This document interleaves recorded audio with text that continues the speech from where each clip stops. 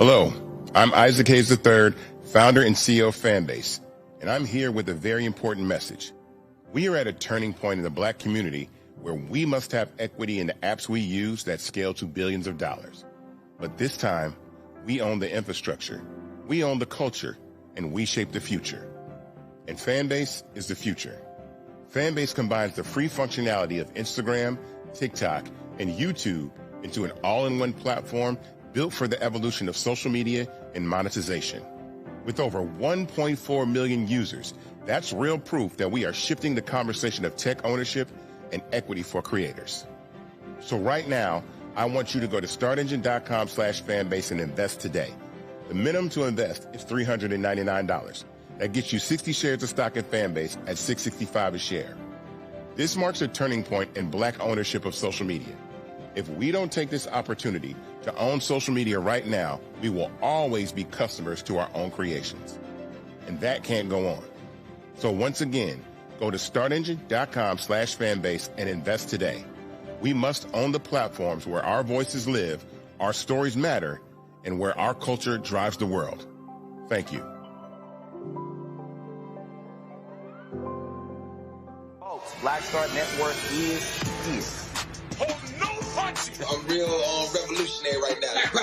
Support this man, Black Media. He makes sure that our stories are told.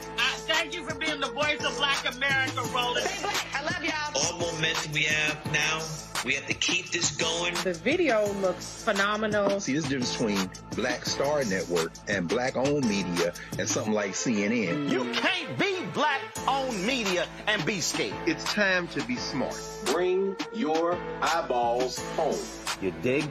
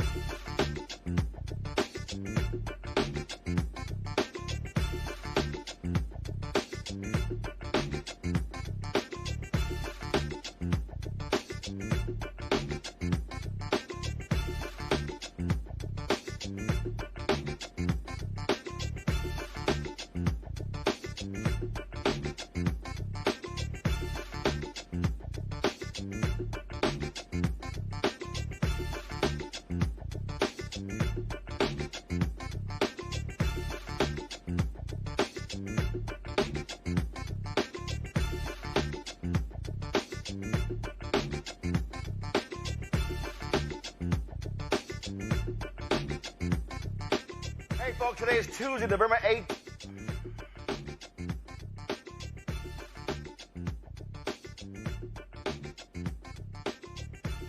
Hey, folks, today is Tuesday, November 18th, 2025. Coming up on Roland Martin Unfiltered, streaming live on the Black Star Network. Breaking news, federal judges, they have told Texas they cannot use the map that they actually voted upon that was said it was a racist gerrymander. They said racial gerrymandering took place. It was not partisan politics. We'll talk with Texas State Representative Jolanda Jones about this huge decision and the implications for next year. Also, a federal judge is allowing a major RICO case to move forward in Kansas City that alleges that an all-white board is freezing out African-American business owners in an entertainment district. Wait until we tell you about that. Also, National Guard, they got to leave Memphis. Another federal judge made that decision. We'll talk with a city council member who's a part of that lawsuit. Capitol Hill, they voted the House 427-1 to release all Epstein files. The Senate swiftly passed it.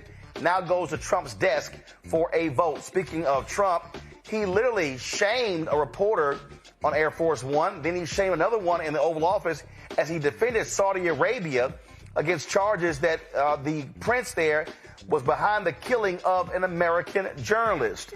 Yeah, that actually happening. Also, Trump's Latino support is crashing. We'll talk to Black political pollster Christophe Towler about what that could mean for next year's races. It's a whole lot for us to unpack. It's time to bring the funk on Roland Martin Unfiltered on the Black Star Network. Let's go. He's got it. Whatever the biz, he's on it. Whatever it is, he's got the scoop, the fact, the find. And when it breaks, he's right on time and it's rolling. Best believe he's knowing. Putting it down from sports to news to politics. With entertainment just for kicks, he's rolling. It's on go, y'all. It's Roland Martin, Rolling with Roland now. He's funky, fresh, he's real, the best, you know he's Roland Martin now.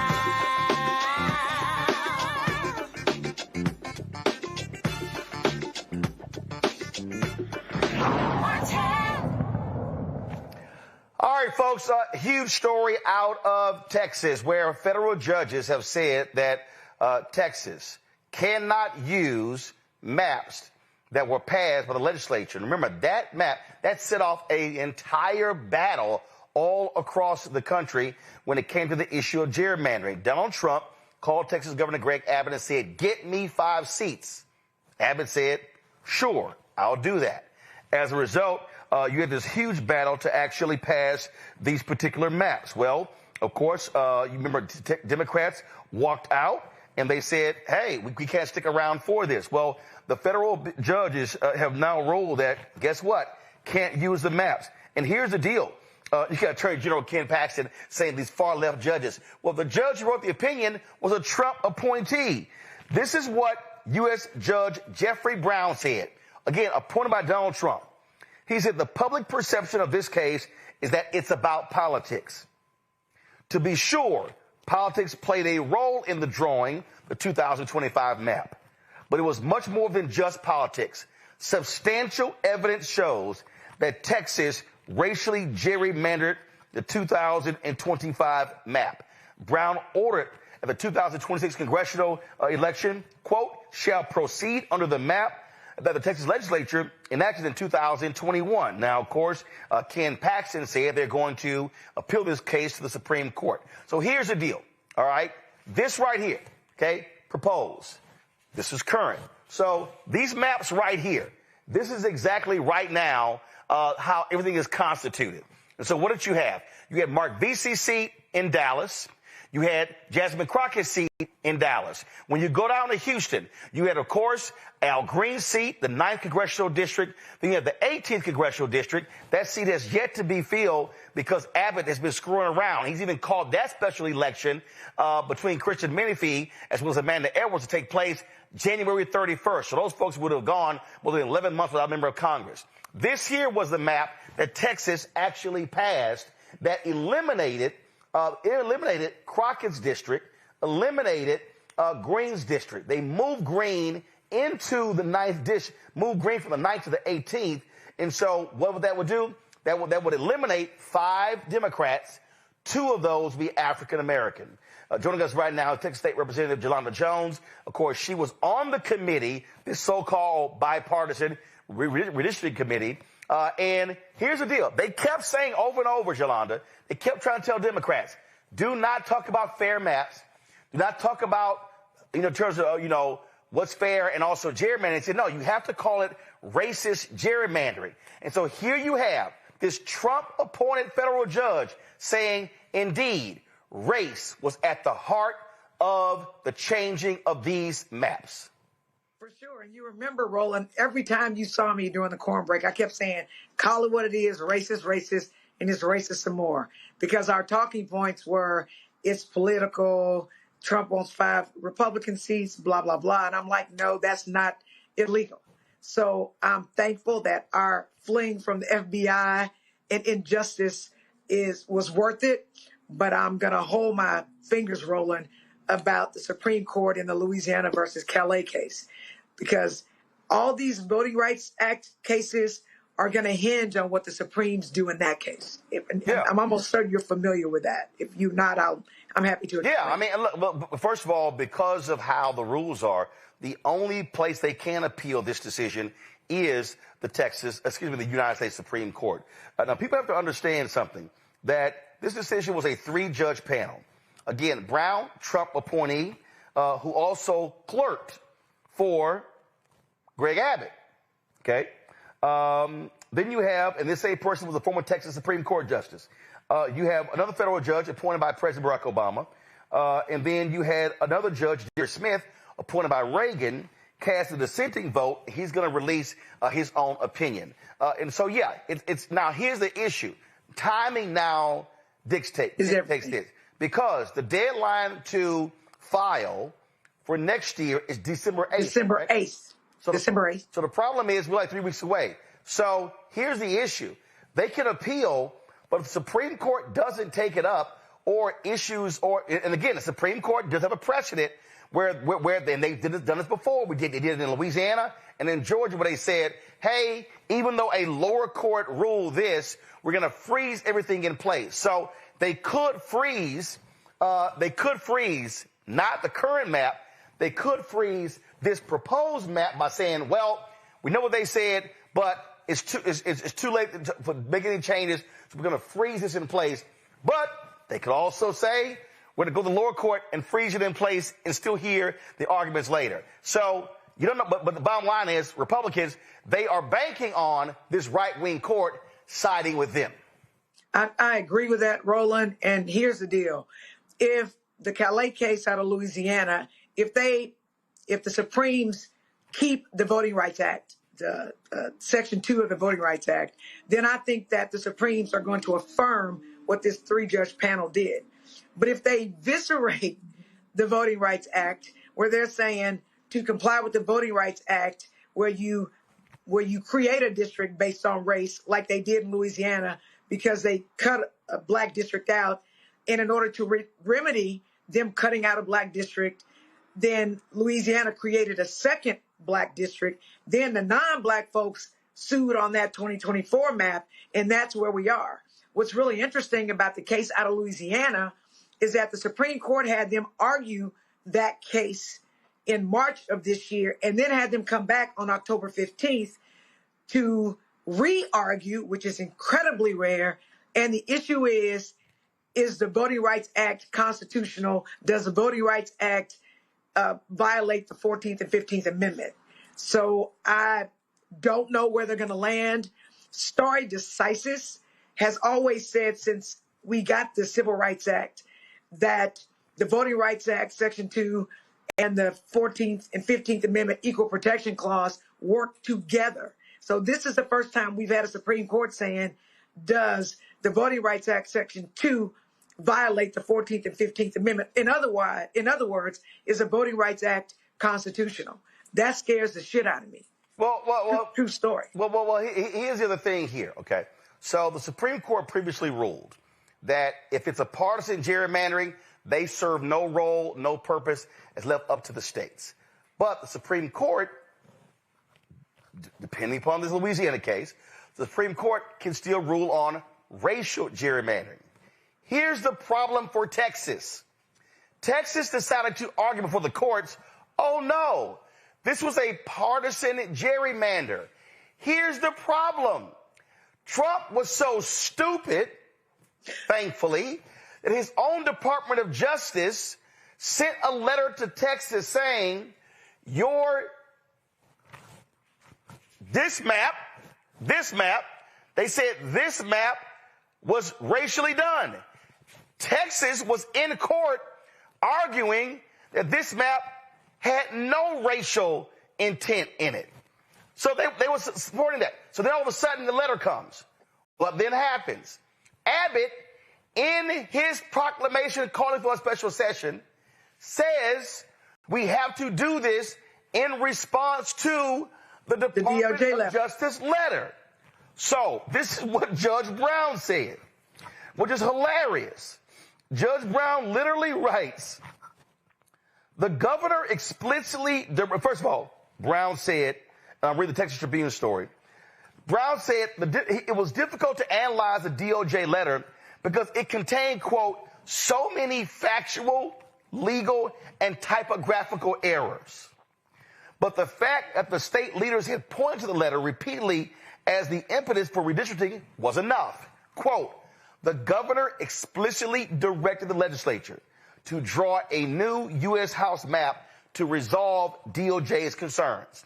In other words, the governor explicitly directed the legislature to redistrict based on race. In press appearances, the governor plainly and expressly disavowed any partisan objective and instead repeatedly stated that his goal was to eliminate coalition districts and create new majority Hispanic districts. But Roland, you know I was there, right? And you know during the redistricting hearings, I literally said that DOJ letter is wrong on the law. And if you will recall, Roland, at the first redistricting sham meetings, my colleagues were saying that it's based on the DOJ letter, it's based on the DOJ letter, it's based on the DOJ letter.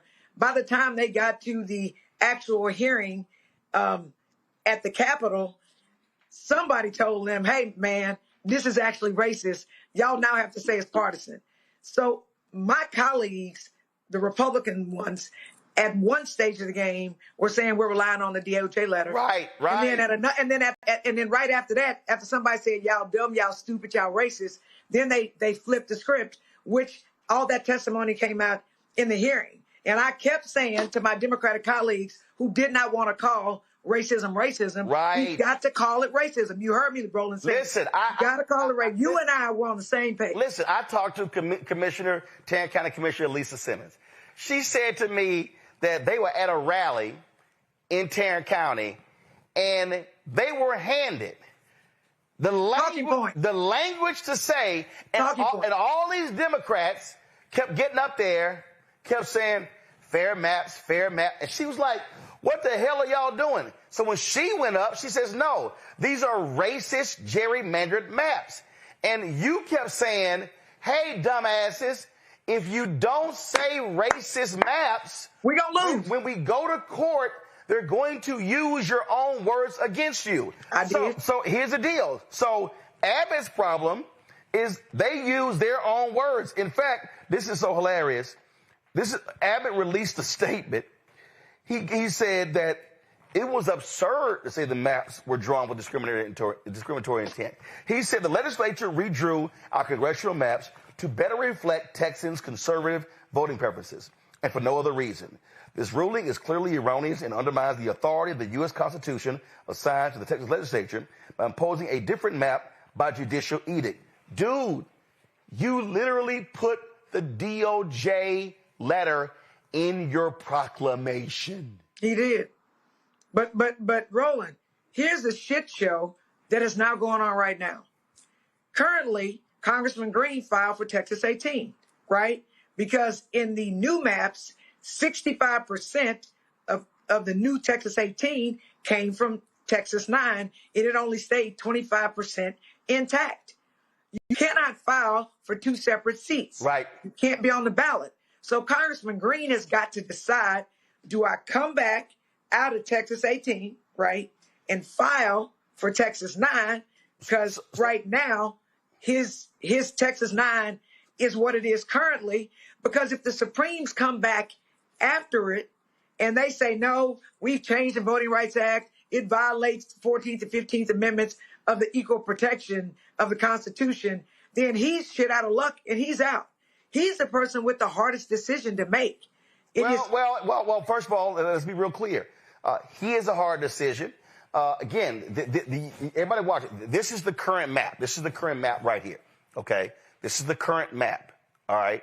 So now you talk. So what she's talking about is how things are right now in terms of 5 districts, Democrat, talking about where Green is in the 9th, the 18th, and then, of course, you have the 30th with Jasmine Crockett. Then you got Mark Vesey. You got Sylvia. 33rd. Okay, 33rd. Here's the other problem, y'all.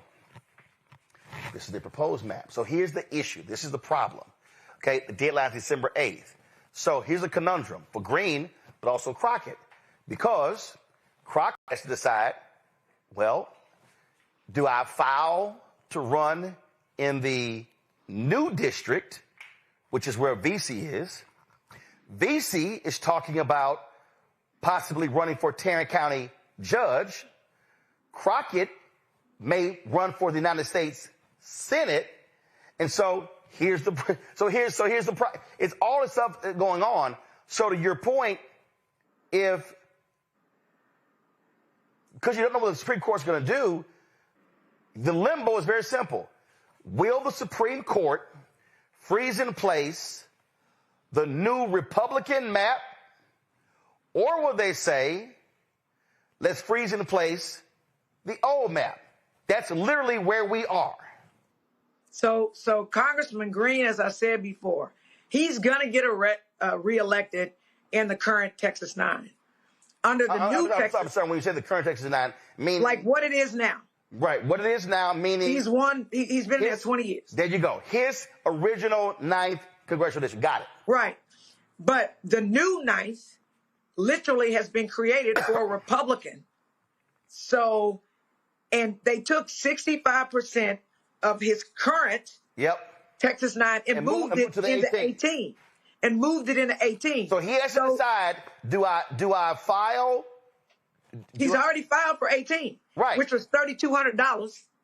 So he has to, by the deadline, does he withdraw that and file for the 9th, hoping the Supreme Court freezes in place what's now, or risk being in a Republican district that he represents that number. Right. So the person that's getting the royal screwing is Congressman Al Green. And let me be clear. In this lawsuit, you will see plaintiffs and plaintiff intervener Alexander Green. So he literally is fighting. He is fighting to keep, you see his name? And he's the person who stands to lose the most. Well, the problem now is the appeal goes to the Supreme Court. And will the Supreme Court freeze in place the current map or the new map? But the Calais case out of Louisiana, Roland, which they've been considering since at least October 15th, or before that, but the latest oral arguments, they've had that long enough to make a damn ruling before December 8th. So if they don't make it, shame on them. Well, we have seen how they can move fast when they want to. Or slow. Or move slow when they want to. Hey, Representative Jolanda Jones, we appreciate it. Thanks a lot. Thanks for having me, Roland. All right, thanks a bunch. Got to go to break. We come back. We'll talk with our panel about all this drama coming out of Texas. You're watching Roland Martin Unfiltered right here in the Black Stud Network. This week on The Other Side of Change. Book bans, anti-intellectualism, and Trump's continued war on wisdom. This is a coordinated backlash to progress. At the end of the day, conservatives realized that they couldn't win a debate on facts. They started using our language against us, right? Remember when we were all woke and the woke movement and all that kind of stuff?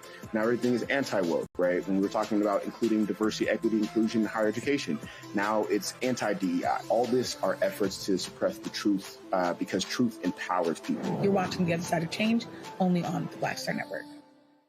Next on the Black Table with me, Greg Carr. Our legal roundtable is back in session as we look at yet another potential landmark case being considered by the United States Supreme Court. This one is called 303 Creative versus Alennis, and may be the most important and far-reaching First Amendment, that is freedom of speech, case of our time. It could, depending on how the court rules, open the door for a return of Jim Crow segregation laws. It's true. If you say we can discriminate against one, you're saying we can discriminate against all. That's on the next Black Table. Don't miss it. Right here on the Black Star Network. If in this country right now, you have people get up in the morning and the only thing they can think about is how many people they can hurt, and they got the power, that's the time for mourning. For better or worse, what makes America special, it's that legal system that's supposed to protect minorities from the tyranny of the majority. We are at a point of a moral emergency. We must raise a voice of outrage. We must raise a voice of compassion. And we must raise a voice of unity. We are not in a crisis of party versus party. We are in a crisis of civilization, a human rights crisis, and a crisis of democracy itself. And guess what? You've been chosen to make sure that those that would destroy, those that would hate, don't have the final say, and they don't ultimately win. Hey, I'm Tasha Cobbs, and you are watching Roland Martin Unfiltered. But I need a little filter. I need something. Blow me out. Make me look 35. All right, folks, let's bring up our panel right now. I'm glad to have them here. Dr. Mustafa Santiago Ali, former senior advisor, environmental justice at the EPA, joining me out of Washington, D.C. Randy Bryant, she is DEI disruptor, entrepreneur, author, speaker, creator of the Truthing Game out of D.C., Joe Richardson, civil rights attorney out of L.A. Glad to have all three of you here. Joe, I'll start with you. This is a legal conundrum. We're in this very weird space here because we can sort of guess the Supreme Court may side with Republicans. The problem is this is the same Supreme Court that ruled that the Opportunity District in Alabama should be created because it was a violation of the Civil Rights Act, Voting Rights Act, Section 2. They allowed Louisiana, they allowed the Louisiana seat to go forward as well. So the problem is, we don't know where in the hell this court is.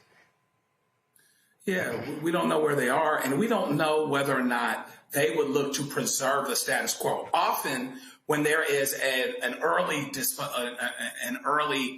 thing like a TRO, basically is what you're asking for. When you say that it looks like I'm going to win, so therefore this ought to be held in place or this ought to be stopped. That's basically what this three-judge panel is saying. Interestingly, the Republicans are majoring in the art of deflection here. While they claim that we're being racial, the fact of the matter is they got pointed out for being racial themselves. And the judge, who was a Trump judge, great minds think alike, I made out to read the same first paragraph that you read at the top of the show. The idea that this is a racist gerrymander. And as of now, you cannot racially gerrymander. You can politically gerrymander, but which is the short of it. You know, there's a racist gerrymander, and what they've said is that because it's a coalition district, any district that's a coalition district where two or more minority groups form the majority, they come together to form the majority, that therefore you skip, and it's unconstitutional, and therefore you have to undo it.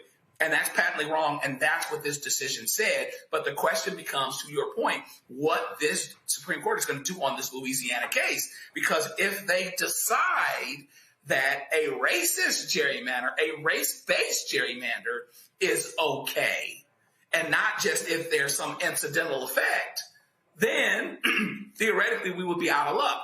But the worst part about it all, to the point that you're making, is that this Supreme Court has been so inconsistent and so fill in the blank that you don't even know whether they will approach this with the proper amount of measure, right? So that's as important and as dangerous as anything. The idea that they jump to a conclusion, or they jump and ignore so much precedent related to the Voting Rights Act, et cetera. Even if they do that slowly, it's not good news, right?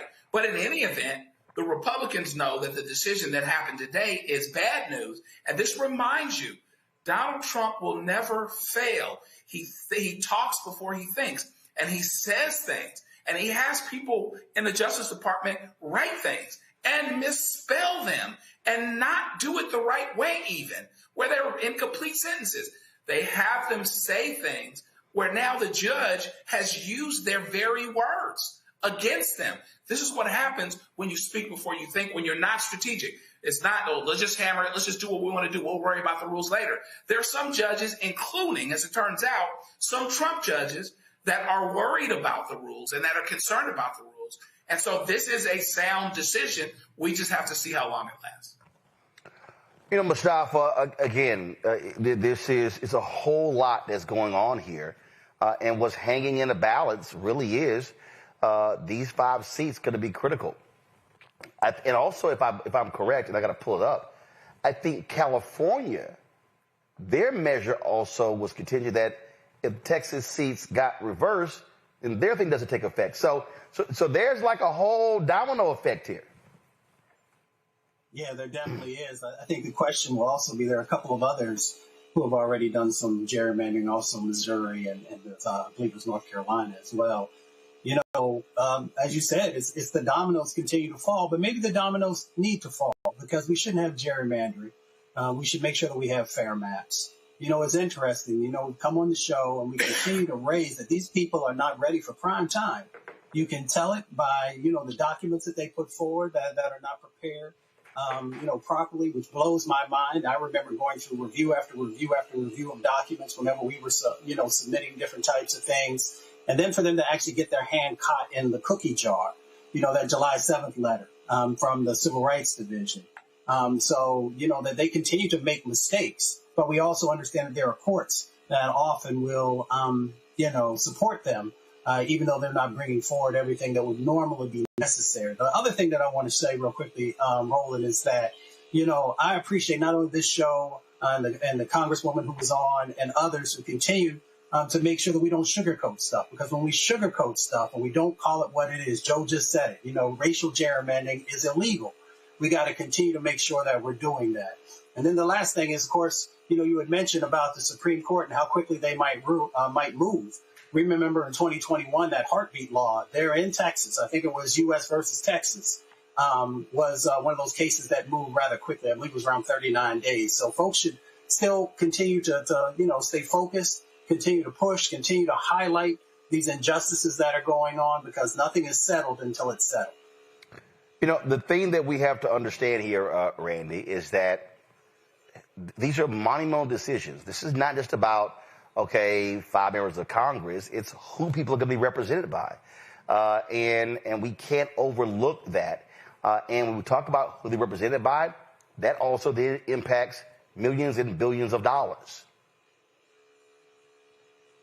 Yeah, absolutely. And it's going to affect, you know, every decision, every household, how people live, the rights that they have. I mean, it's going to have major impact. And if we're really honest, we're really trying to see if these judges are going to show their, do their jobs and uphold the law, or are they going to uphold their allegiance to Trump? I think that's what we have seen a lot in the past. But now Trump is even shaking judges whom he appointed. And I think that he's pushed them too far where they're saying, wait a minute, I do have to uphold the law, and I can't go forward with holding up, you know, what you're asking me to do. And that is making me somewhat happy, but I think it's what's making us also nervous, because are they going to continue in the way that it seems that if we look at the cases the last few weeks, that judges, even judges that he appointed, our past Republican presidents have appointed, are saying this is enough. Let me stand by and uphold the law, or are we going to show an allegiance to the party? And I think that is what is making our stomachs in knots.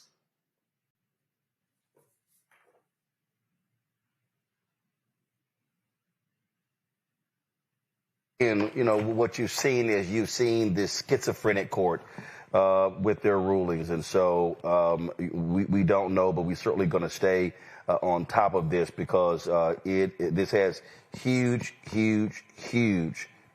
implications for all across the country. All right, I'm going to do a quick break, come back, tell you about this case out of Kansas City that is unbelievable. Everybody kept saying systematic racism doesn't exist. That's a lie. Back in a moment. Side of change. Book bans, anti-intellectualism, and Trump's continued war on wisdom. This is a coordinated backlash to progress. At the end of the day, conservatives realized that they couldn't win a debate on facts. They started using our language against us, right? You remember when we were all woke and the woke movement and all that kind of stuff?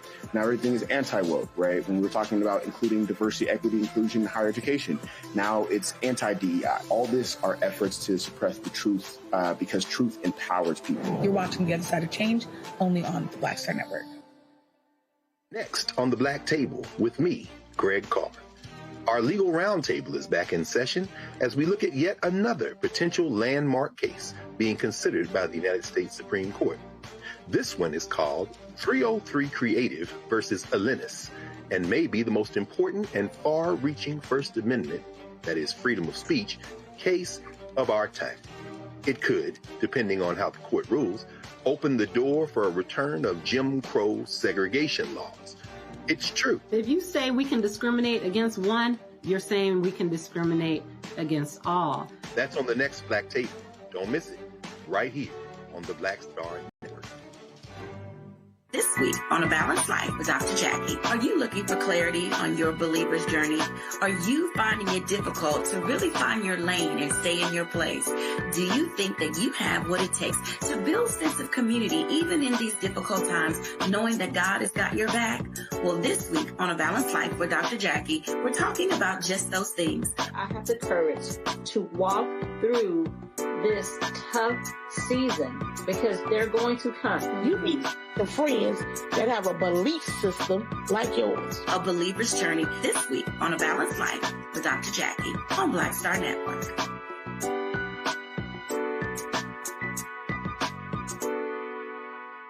Michael McMillan, President and CEO of the Urban League of Metropolitan St. Louis, and you are watching Roland Martin Unfiltered.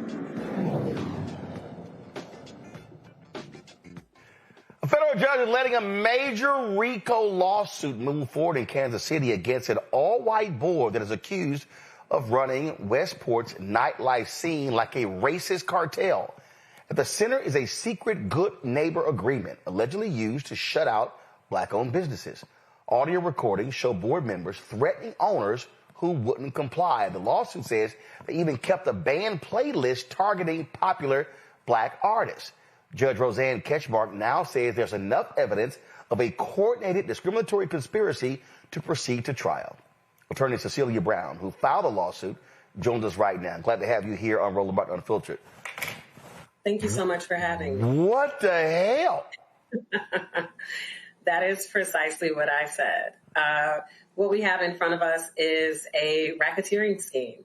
I have myself come into contact with at least 5 businesses who have been victim to this racketeering scheme. Right now, I represent 2, Euphoric LLC and the Soars LLC, and my partner, Stephen Williams, represents Unique LLC.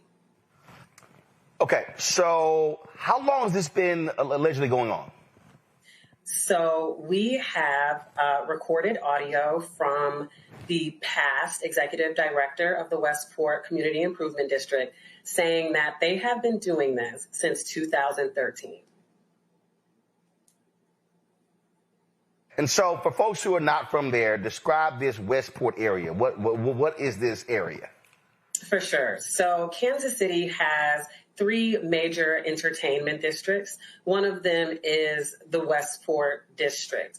The Westport district is reserved for nightlife, kind of the bar scene. That's where the popular clubs would be. The other entertainment districts are more like shopping and different concert venues. So the Westport district is located near Midtown of Kansas City. It is quite literally the midpoint of where every community kind of converges.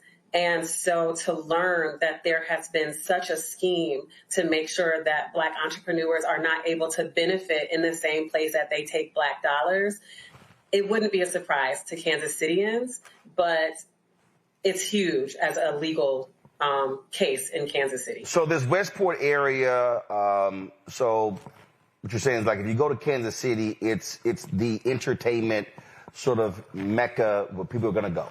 And I'm assuming it gets lots of black consumers. Absolutely. Like I said, it is located basically at the convergence of all of the communities there. It has a ton of Black consumers. Westport is actually one of the only places that you can go to if you don't want to have a stuffy nightlife, if you actually want to be entertained in Kansas City. Unfortunately, there have been known efforts to make sure that Black patrons stay out, including having a banned list of DJs who can play there. All of them are Black DJs, a banned list of Black artists who can play, including names like Beyonce, Drake. These are people who are constantly in the top 10 to ban those type of artists and citing, that they incite violence. It is quite frankly the dog whistle that it sounds like. So first of all, how long has this Westport area been around? That's a great question. So this Westport area has been around since the 1800s. In fact, one of the businesses still located, still located in Westport, used to sell and auction enslaved Black people. That's some rich history there. And you're representing business, but how long have other business owners complained for years about not being able to get in here? So one thing that we're finding is that there have been many complaints, not just with Black business owners who have not been able to obtain a lease or sustain a lease. That's been going on for years. But as we're going through the discovery, what we're finding is that other businesses also feel like they were forced to sign this good neighbor agreement, either by extortion, bribery, or coercion. We also believe, based on the discovery that we have, that agents of Kansas City have been involved in this racketeering scheme as well. So this is really far-reaching. It really is. It's unfortunately what we know to be how systemic racism continues and grows. You have the ultra-wealthy who don't want to have to share or split their money with people that they deem unworthy. And you have systems in place who have agents in them who are going to give preference to those ultra-wealthy, who all under the guise of we're keeping Kansas City safe. Even though Westport Entertainment District has been the scene of so many murders in Kansas City. Based on what these defendants are saying, they would be blaming that on Black people, but not one Black business owner is occupying one of the 251 businesses out there, and they've made sure of that. Wow. Questions from my panel. Joe, you first. Wow, this is unbelievable. I've got family in Kansas City, so a lot of connections to the city. This is excellent work. I have a two-part question. One question is the extent of the relief that you're looking for. I assume it's probably both monetary and injunctive. And then the other thing I'm wondering is this a revelation to people in Kansas City? Or is this something that it's like, well, okay, looks like the game is up, looks like the jig is up, versus them really not knowing that this was going on and that this was always going on behind the scenes? How informative is this for people that have been there for years and years and years?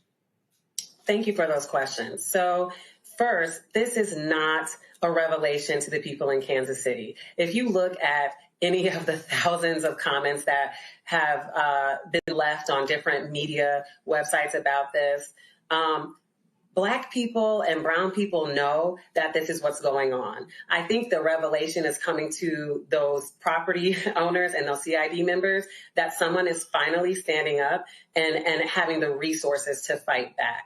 As to your other question, you are correct. We are obviously going for monetary damages, but also injunctive relief. Right now, we are in the appeals process on a TRO that we have had a hearing about already on October 6th. The judge, in our opinion, failed in her duty to correctly analyze the law. So we are currently appealing in the 8th Circuit. Wow. Great. Thanks. Randy. Hi, thanks for being here. I sadly have heard of cases like this in other towns. And so what I'm wondering, is there a case history that you're referencing where we have seen other Black and brown businesses blocked out of the area and they have successfully worked to resolve that issue legally? Thank you for your question, Randy. So I have not personally seen another case that quite mirrors the facts of this case. However, what I am relying on is the well-known knowledge of restrictive covenants and redlining. This is just a repeat of that. What oppressors do is nothing new. The game is always rigged in the same way. And so that's what we're comparing this to as of now. Thank you. Mustafa.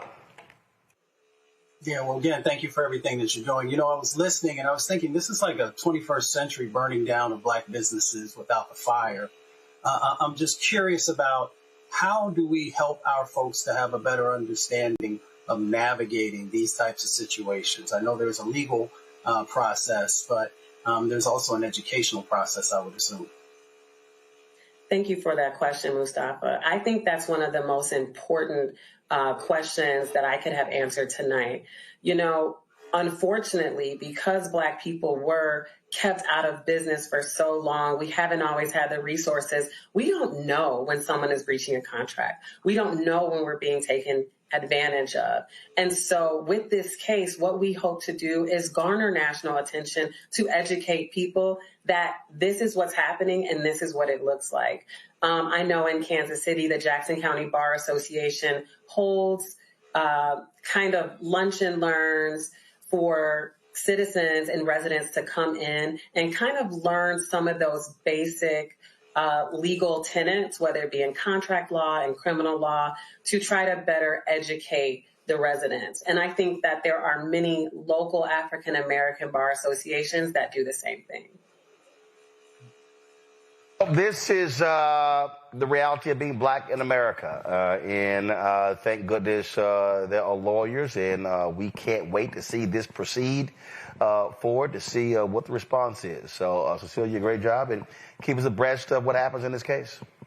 Absolutely. Thank you for your time. All right. Thanks a bunch. All right, folks. We'll be right back. Roland Martin Unfiltered on the Black Stud Network. Don't forget, support the work that we do.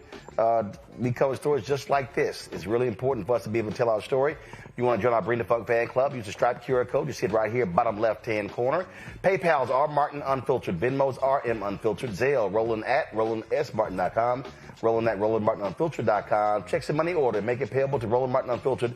P.O. Box 57196, Washington, D.C. 2003 7-0196. Back in a moment.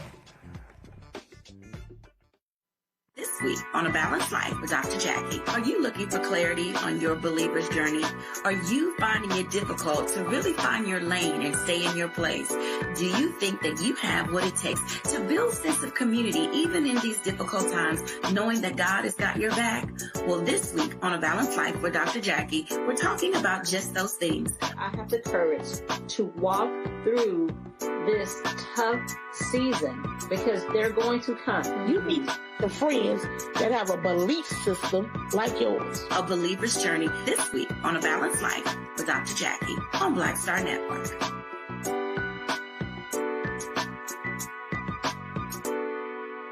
Said the quiet part out loud. Black votes are a threat.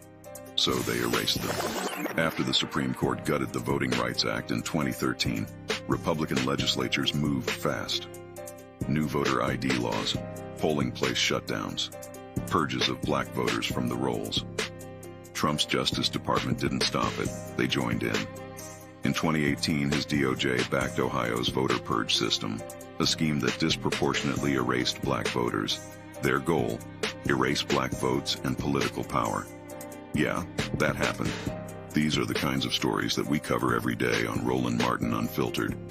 Subscribe on YouTube and download the Black Star Network app. Support fact-based independent journalism that centers African Americans and the issues that matter to our community.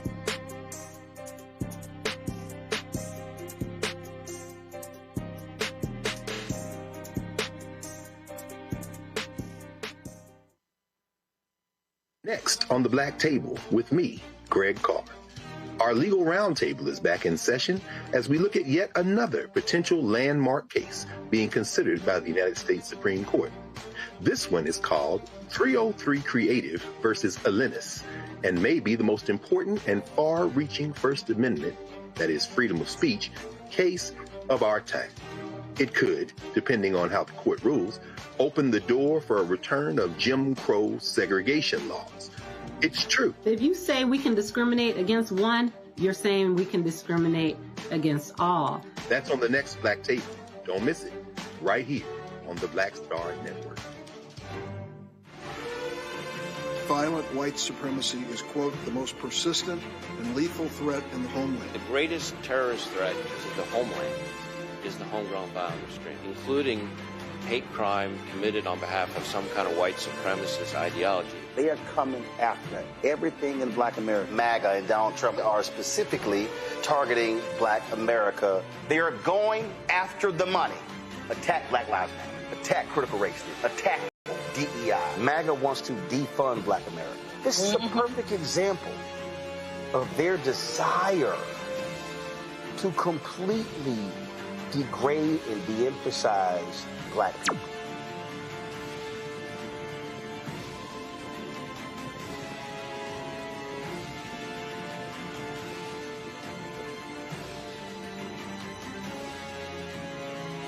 Melanie Campbell, National Coalition on Black Civic Participation and Black Women's Roundtable.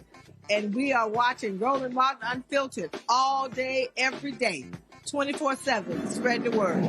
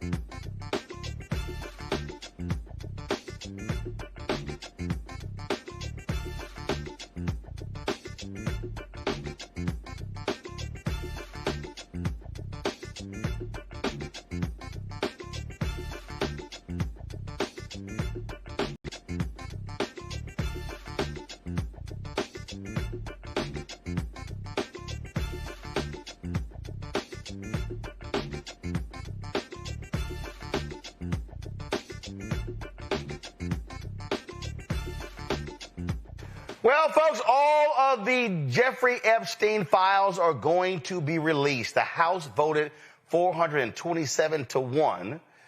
It was hardcore Trump supporter Clay Higgins who was the one claiming he voted no because it did not offer enough protections for the victims. Well, and the way the Senate ruled, like literally the moment it went to the Senate, it automatically passed. It wasn't even a vote. Now it goes to Trump to sign. He said he's going to sign.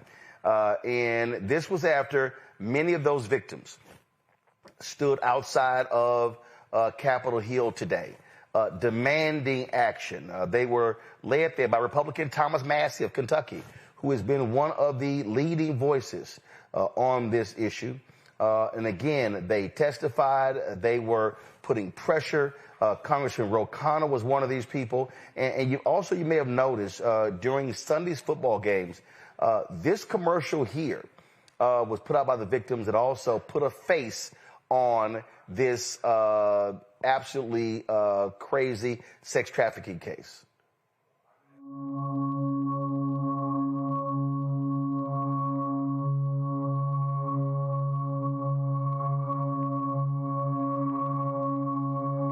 I suffered so much pain. So much pain. So much pain. I suffered so much pain. I was 14 years old. I was 16 years old. I was 16. 17. 14 years old. This is me. This was me. This is me. When I met Jeffrey Epstein. This is me when I met Jeffrey Epstein.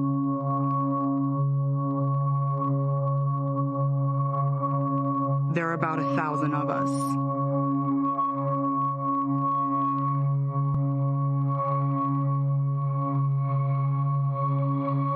It's time to bring the secrets out of the shadows. It's time to shine a light into the darkness.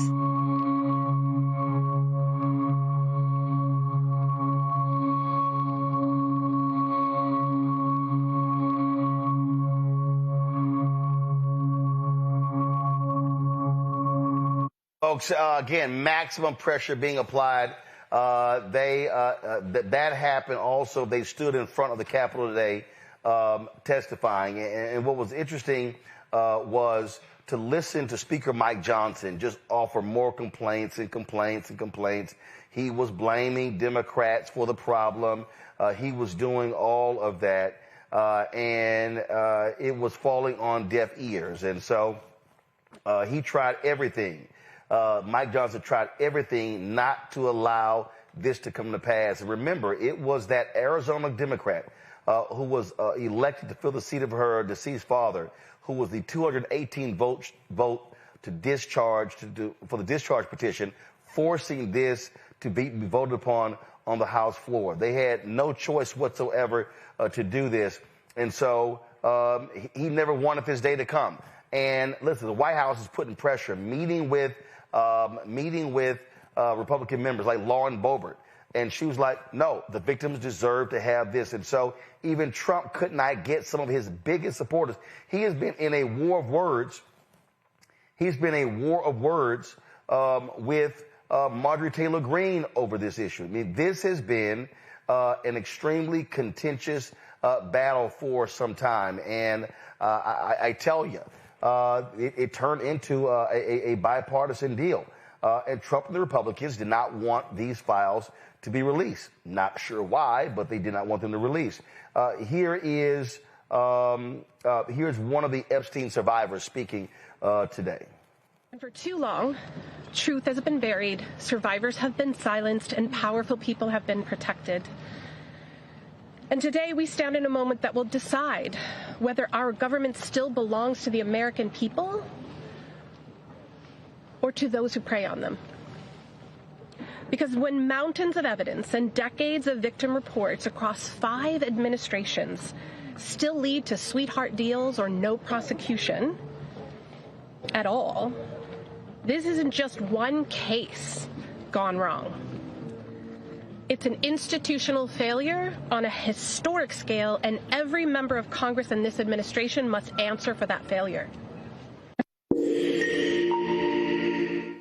So, folks, but not only that, I mean, this so much happened in this. In fact, Democrats and Republicans had to deal with this. In fact, Stacey Plaskett, the delegate from the Virgin Islands, when Democrats released paperwork, what happened there was they showed that Epstein was texting her during a hearing. And Republicans jumped on that, saying she was doing the bidding of Jeffrey Epstein. She took to the floor today to explain her position, what happened. I'm going to find that clip for you in a second.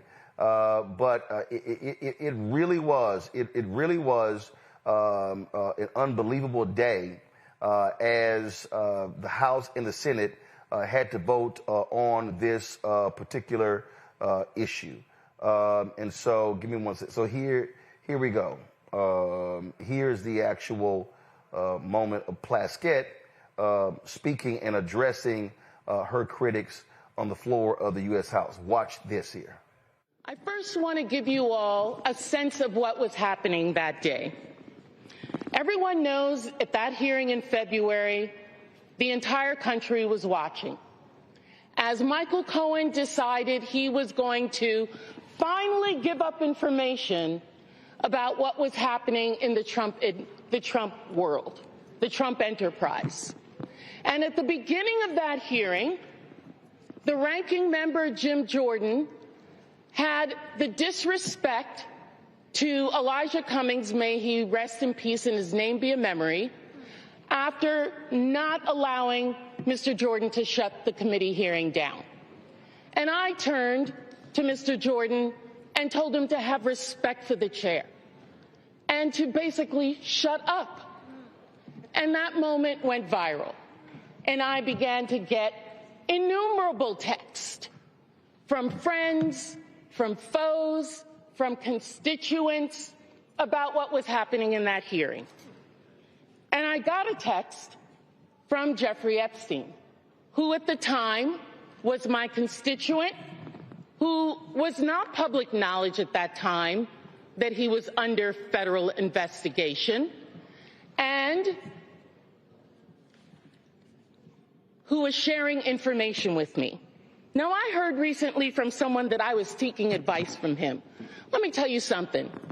I don't need to get advice on how to question anybody from any individual. I have been a lawyer for 30 years. I have been a narcotics prosecutor in New York City.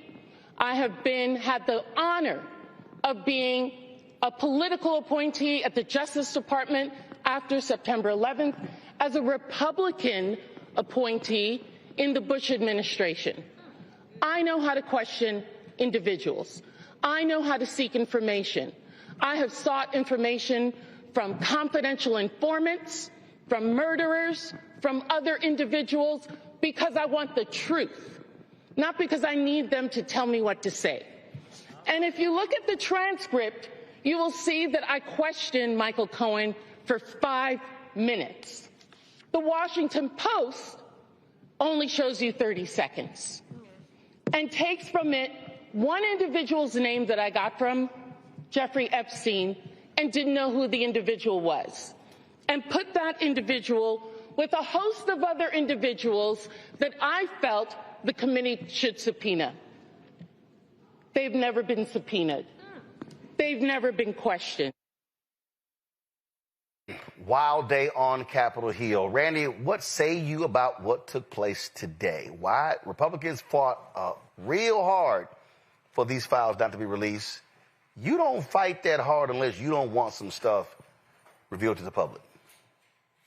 We all know what's in the files now. They made it very obvious that there is certainly some information that they do not want us to know. I mean, how long did they prolong that Arizona's her getting sworn in? I mean, was it 3 weeks? I mean, it seemed illegal how long they took. So as they're scrambling and we see Trump falling apart. I mean, well, I know we're going to talk about it later about him calling the reporter a piggy. I mean, he's losing his mind. Clearly, he is stressed out and doesn't want what's in those files to come out. What I was thinking when I was seeing those women speak today is that I am shocked when you see people like Megyn Kelly and all of these people who are continuing to support white supremacy and not protect those who are the most innocent in this world. I mean, if you wouldn't think that we would care about anybody, you would think that we would protect children. And here we have this huge sex trafficking ring, and you have these men who are white men who are extremely powerful that have gotten away with this for decades now. And it's shocking to me, all of the people who are still fighting to protect these men, these criminals. And that is what is sad to me, what we're witnessing now. But it also shows the power of white supremacy and who will work to keep it alive and keep it strong, regardless of who suffers. And so when you have women like Megyn Kelly, who's looking at these victims and not feeling sympathy, but starting to split hairs and say, who really looks like a child? Oh, she was 14 or 15, not really 5. That's when you're really seeing how dependent people are on this sick system that exists. It was unbelievable, Mustafa. And as you heard the woman say, 5 administrations, 1,000+ women. Really? Well, first of all, muchas gracias to Congresswoman Grijalva. We appreciate you and the vote that you casted, along with all the others.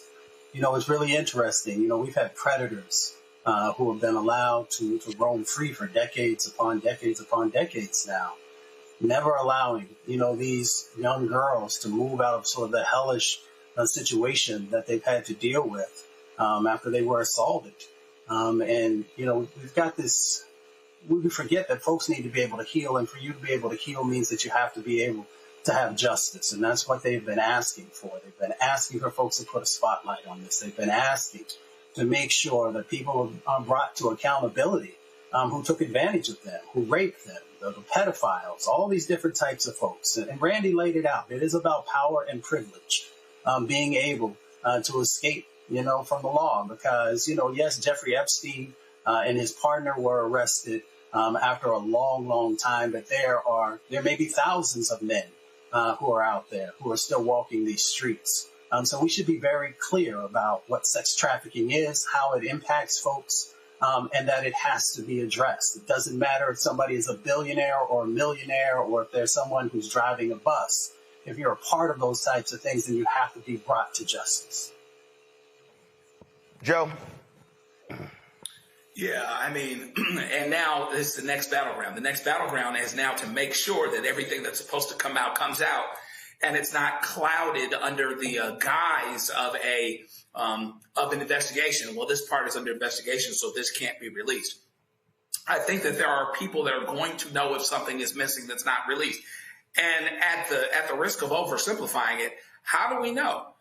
If nothing negative towards Trump is released, we know that they've cooked it. We know they cooked the books because they were fighting entirely too hard to keep this thing from being released, because they knew that something in the milk wasn't white and that he wasn't going to look good if the truth actually came out. So now we've just moved to the next frontier. And it's going to be interesting to see. I mean, Donald Trump, you know, actually on some level, I can't fault him. He always has been able for the last 10 years to look at these folks and say, there's nothing to see here. And so look in the other direction, and they turn around and do it. They go, okay, you know. And so now he's got caught a little unexpected that they didn't really go his way here. But let's see if they stay there. Let's see if they really allow this to become this political thing where we revisit certain people that call themselves Democrats or Bill Clinton or whoever it is that might be going back 20, 25 years, et cetera, as opposed to dealing with the matter at hand. None of those guys are president. Trump is president. Trump is the one that tried to keep this stuff from coming out. And so, you know, I'm not down with child molesters, people that rape underage folks, or whoever they are, black, white, Democrat, Republican, however it gets down. Get them all. But you'd be crazy to think that this doesn't, on some level, include Trump in a way that they've been trying to shield and hide. So hopefully we stay on the work here, stay on the attack here, stay on the aggressive side as it pertains to making sure everything that's supposed to come out actually does. All right, folks. Let's go to Memphis. The Tennessee judge temporarily blocked the deployment of the National Guard in Memphis, ruling that Governor Bill Lee exceeded his authority. Davidson County Chancellor Patricia Head Mosky issued the injunction, but paused it for 5 days to allow for an appeal. Although the National Guard deployment has been halted, federal agents from the FBI, ATF, and DEA will continue their work in Memphis as part of a broader crime-fighting effort. Joining us now is one of the plaintiffs in that, Memphis City Councilman J.B. Smiley. Glad to have you on the show. Thank you. What was interesting to me is the fact that you and others said we should fight this, but there were other city leaders who capitulated. Why? Yeah. I think, some of the leaders have a hard time pushing back against an administration who seems to control the courts. But my position has always been, just because the fight is difficult doesn't mean you need to bow down. I'm in the position, or the position, that we're going to push back against any type of administration who try to subject us to military occupation. Just because it's difficult doesn't mean we shouldn't get into the fight. And absolutely. And listen, y'all are elected to lead. There are local leaders, there are state leaders, there are national leaders, and for Trump to run roughshod over the duly elected representatives of Memphis and other cities is shameful. Yeah, I just think some people are always concerned about potentially losing resources if you fight the federal government, if you fight the state. But I always have to remind folks, they meaning the state, have consistently given Shelby County the least. And if you're concerned about losing resources, it's not going to be much to lose. They have an obligation to give us the resources they give us, but they're not going to give us more. And I've been consistent about this since 2023 or 2024 when we fought the state as it relates to gun reform. They said they're going to take resources from our communities, but they have consistently done the least. And we're going to continue to fight them when it comes to skirting the law or subjecting us to a military occupation. I think it's our moral obligation to do that. Listen, I get the fear of losing resources, but I say the greater fear is when you lose credibility and when you lose your power. When you talk about the loss of civil rights, the loss of legal rights, that stuff matters, because when you let someone take, in one instance, they will continue to take. And I think another concern should be, if we allow them to continue to open this door to skirt the law while they're targeting Hispanic people today, the very next people they're going to target, people who look like me. And I think we have to fight against injustice right now. We are freedom fighters in the city of Memphis. I just wish some of our elected leaders will understand that if we don't fight now, we've already lost the war that's soon to come. Absolutely. Questions from my panel. We'll stop for you first. Yeah, well, it's good to see you. Thank you for everything you're doing for the country. Could you be clear with folks? Is there a rebellion or an invasion happening in Memphis? Absolutely not. As a matter of fact, from September of this year, from January to September of this year, crime was at a 25-year low. We've invested in group violence intervention programs, and we saw successes. What you see now is the Memphis Safe Task Force and the National Guard and the federal government trying to come into the city of Memphis and claim that they've done something great. And all they're doing is piggybacking off of the efforts of our local law enforcement. Our duly elected officials should be stepping up and say, you're not going to take credit for the work that we've fought hard to do. And we're not going to subject us to this type of a very aggressive, authoritarian type of leadership. We're not going to bow down to them. We will not. Joe?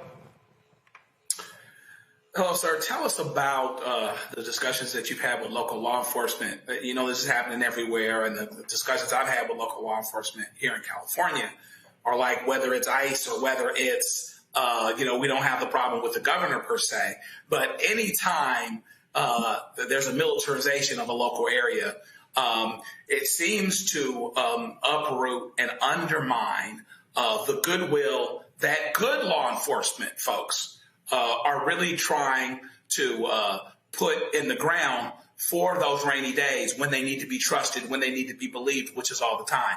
Are you having those same kinds of conversations with local law enforcement? And if so, what are they saying?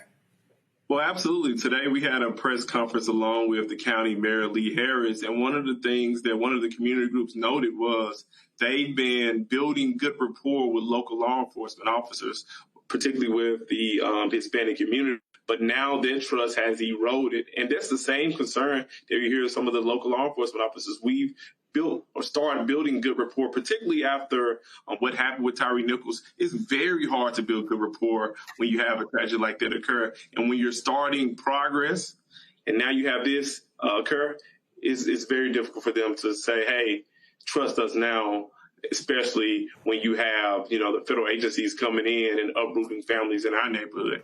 It's difficult. Randy. Thank you so much for fighting back. I appreciate your courage. How are the residents doing? Like, how are they responding to the National Guardsmen being there? Being in D.C., we saw people actually on the streets fighting back and not being, confrontational with the National Guard, but very much being clear that they did not want them there. Are you seeing that in Memphis? Yeah, in the city of Memphis, a lot of our residents have humor. We do something called checking. You will see residents going out, making fun of the National Guard being here. But you also see community members taking a very serious approach, saying, why are you here? What are you doing? What benefit do you provide for our community? You have business owners concerned, say, hey, we don't want the National Guard here. Particularly if you talk about the small businesses in the areas in which the National Guard are walking, I won't say patrolling because they don't have policing power, but walking around, with show of force, they're hurting businesses in our community. I'm almost as concerned as I was during COVID when the businesses were shuttering. This is a very negative impact on the economic portion of the businesses we have in our community. The people don't want the National Guard here. And I don't care what the folks outside of Memphis saying, but if you talk to residents of Memphis, they're not talking about we want the National Guard. They're saying goodbye, good riddance. Don't let the door hit you when you leave. All right, then. Well, Councilman Smiley, we certainly appreciate it. Congratulations on this suit. We'll see exactly what happens if there's an appeal and what's the next steps. We're expecting an appeal real soon, but we'll be fighting. All right. Thanks a bunch. Folks, going to a break. We come back. I've said time and time again that Donald Trump is the most despicable person to ever enter the White House, and that's saying a whole lot. But I'll show you what this idiot said about a female reporter, but then how shameful he was in responding to questions regarding Saudi Arabia's Crown Princess role, the murder of an American journalist. You're watching Roland Martin Unfiltered right here on the Black Star Network. They said the quiet part out loud. Black votes are a threat, so they erased them. After the Supreme Court gutted the Voting Rights Act in 2013, Republican legislatures moved fast. New voter ID laws, polling place shutdowns, purges of black voters from the rolls. Trump's Justice Department didn't stop it. They joined in. In 2018, his DOJ backed Ohio's voter purge system, a scheme that disproportionately erased black voters. Their goal, erase black votes and political power. Yeah, that happened. These are the kinds of stories that we cover every day on Roland Martin Unfiltered. Subscribe on YouTube and download the Black Star Network app. Support fact-based independent journalism that centers African Americans and the issues that matter to our community.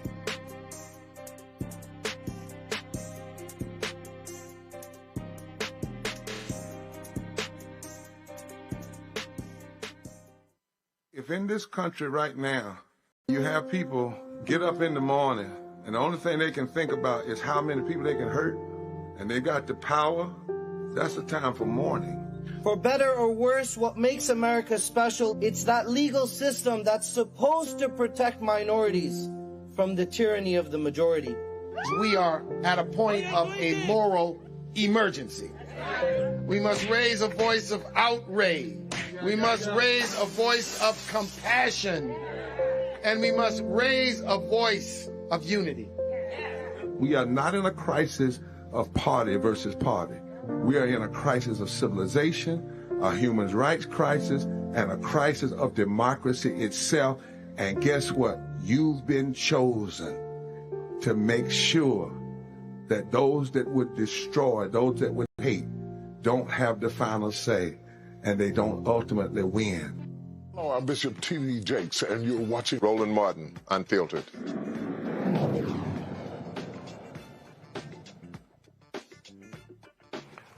Donald Trump called a Bloomberg News reporter, Catherine Lucy, a piggy during a tense exchange aboard Air Force One on Friday.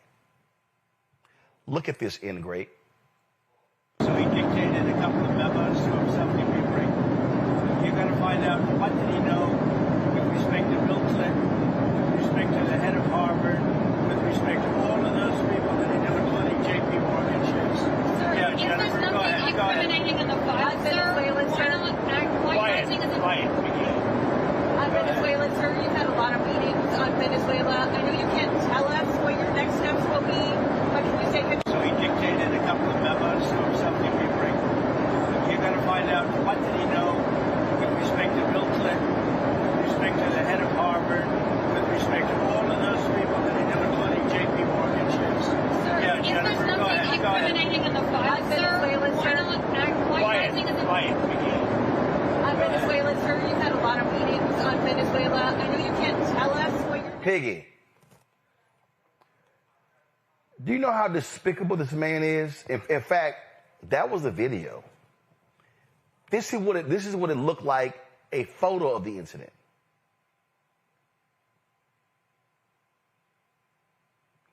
This man is shameful. He's shameful. And other members of the press, they just kept going. Well, former Fox News anchor Gretchen Carlson called the remark disgusting and degrading. Donald Trump has a history of attacking female reporters and trying to shut women journalists up with demeaning language. He said to Ebony McMorris, American Urban Radio Network. He said to so many others. And let me tell you something right now. The right says nothing. The right will not say a word. That's the right. He called her a piggy. This is Catherine Lucy right here. But it wasn't just Lucy. Today, in the Oval Office, the Saudi Crown Prince, who was given an elaborate welcome, Trump was questioned by ABC News reporter Mary Bruce. This was the exchange. Is that pretty good?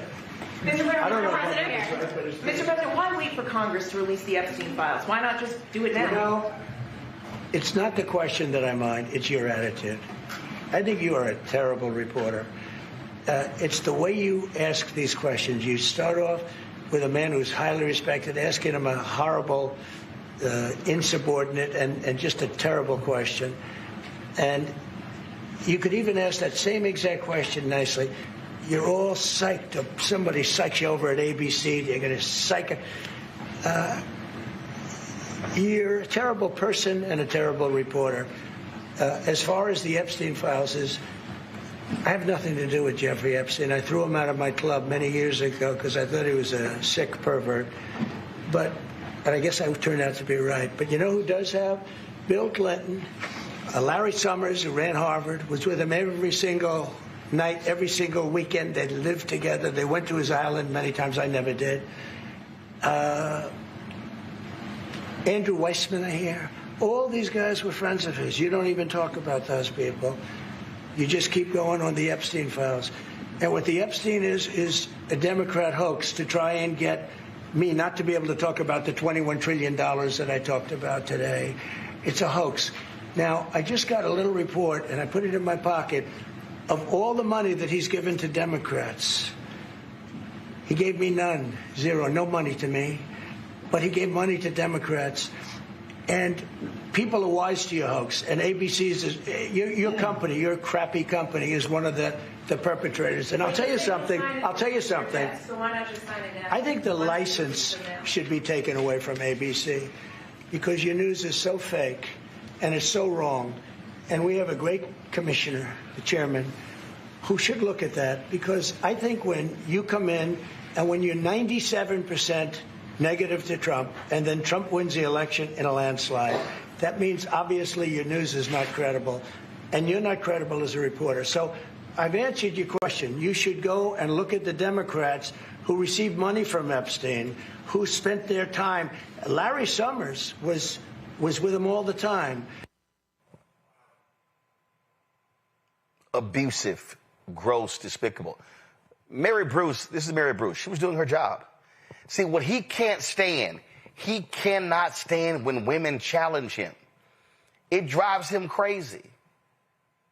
And so he reversed to be this abusive ogre, just being this absolute despicable individual.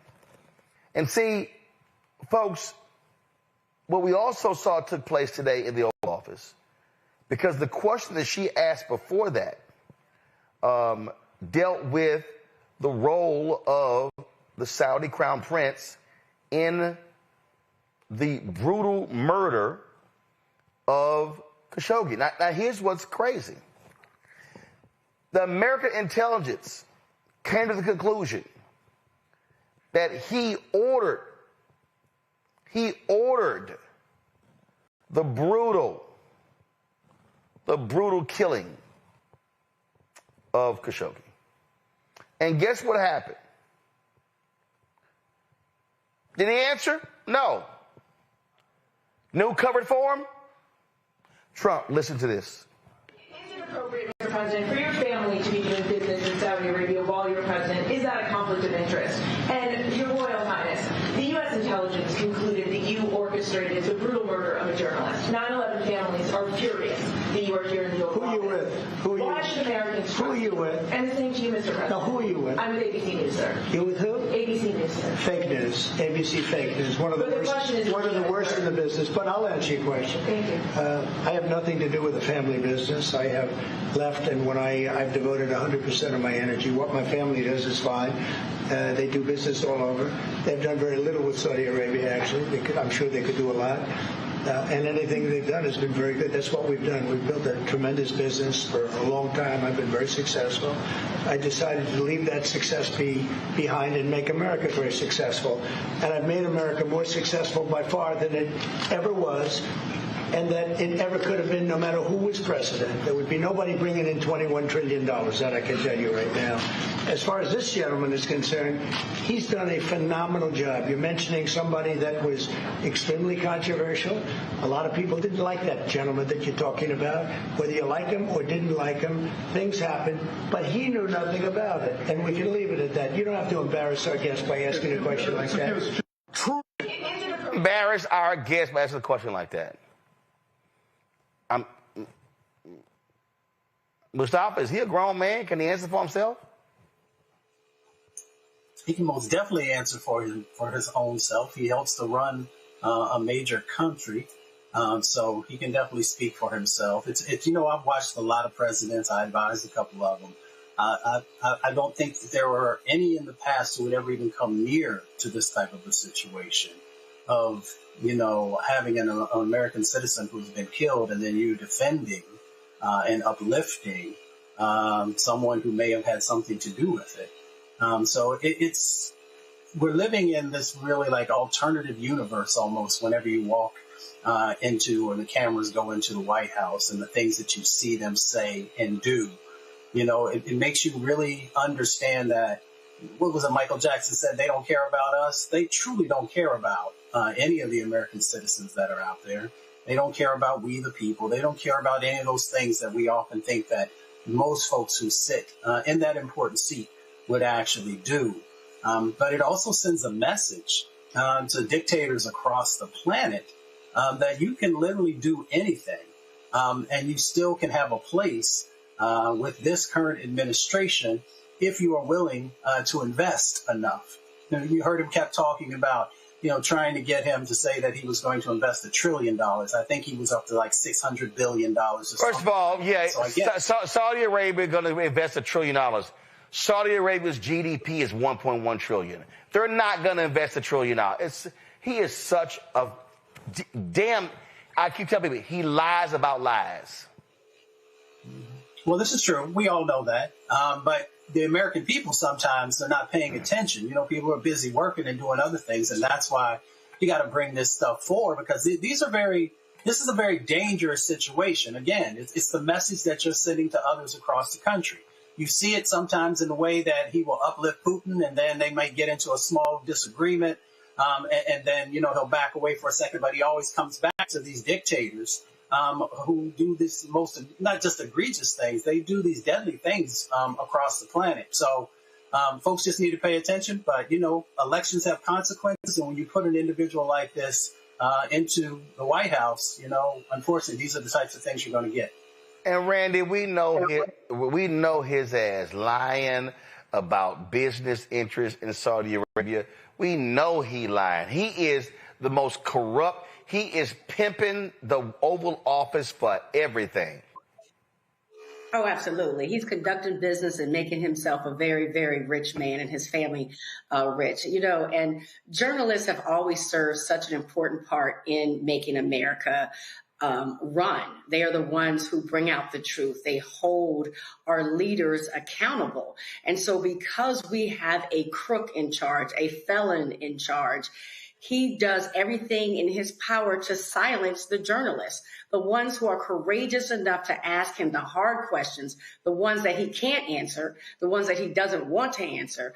He silences them, and he silences them by either insulting them directly or bullying them and just saying that he's going to ensure that they're, that they lose their licenses and things. And I don't see how people can't see this. The only news source that he seems to really believe in are these Republican pundits, our Fox News, faux news, that will not tell the truth, that will not challenge him, and would allow him to run amok. And so we have no one to hold this idiot, this toddler, this felon accountable. And so I am constantly shocked. I think one thing that has really disappointed me is how weak collectively people are. I see why they miss Black people from being in the streets, because I am shocked that people will sit there in silence as he berates and puts down other people like he is like a 4-year-old on a playground, and everyone just sits there and allows it to happen.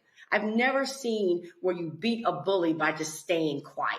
And bravo to these 2 female journalists who are still going out there and trying to hold this idiot accountable. Joe? Yeah, and of course this strikes a chord with a daughter that's a journalist that wants to do politics. So I always tell her, hey, just be tough and keep coming at it, because they might not always like you. Hopefully he ends up being a bit of an anomaly. But it's crazy when, he's got a thing with women that seek to hold him accountable. I don't think there's any question about that. They weren't asking anything unreasonable or saying anything unreasonable. And it's interesting how the Republicans just sit in silence. If a Democrat had done this, what if Barack Obama had done this? They'd be trying to impeach him. Okay. They wouldn't have it. Okay. They were subjected to talking about his suits, his tan suit, because they couldn't talk about anything else. You got plenty to talk about here if you want to, but a whole lot of people don't want to. They just kind of keel over and let him do whatever it is that he wants to do, which is unfortunate. But hopefully those the ABCs and those media outlets continue to support strong, qualified journalists as they do their jobs. And so that's going to be really important, and hopefully that continues to be the case. All right, folks, going to a break. We come back. Donald Trump is losing Latino voters with the quickness. Are Latinos finally listening to Black people? We tried to tell you. You're watching Roland Martin Unfiltered on the Black Sun Network. Join our Bring the Funk fan club. You want to contribute, use a Cash App. Do so with Stripe. See the QR code right here, bottom left-hand corner. PayPal, R. Martin Unfiltered. Venmo, RM Unfiltered. Zelle, Roland at RolandSmartin.com. Roland at RolandMartinUnfiltered.com. And, of course, checks and money order. Make it payable to Roland Martin Unfiltered, P.O. Box 57196, Washington, D.C. 2003-7-0196. Back in a moment. Next on the Black Table with me, Greg Carr. Our legal roundtable is back in session as we look at yet another potential landmark case being considered by the United States Supreme Court. This one is called 303 Creative versus Alennis, and may be the most important and far-reaching First Amendment, that is freedom of speech, case of our time.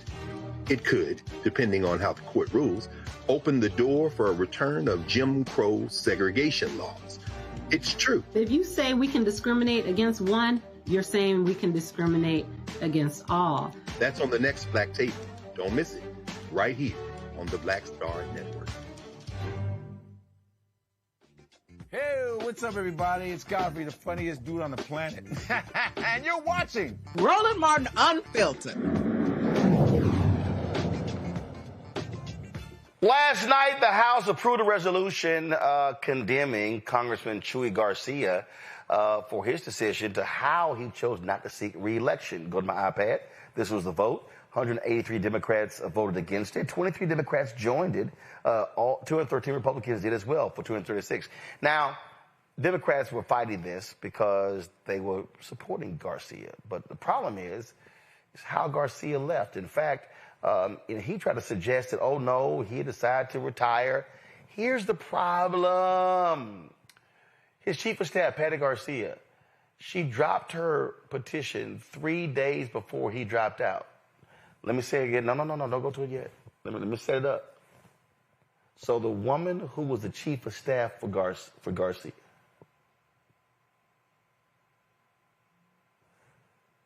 three days before he announces he's not going to run, she files her petition to run. But he said he decided not to run. It was late. And here's the other problem. This is her petition. Who is the first person to sign Chuy Garcia? Come on, bruh. This was a setup. He dropped out late to ease the path for her to run for his seat.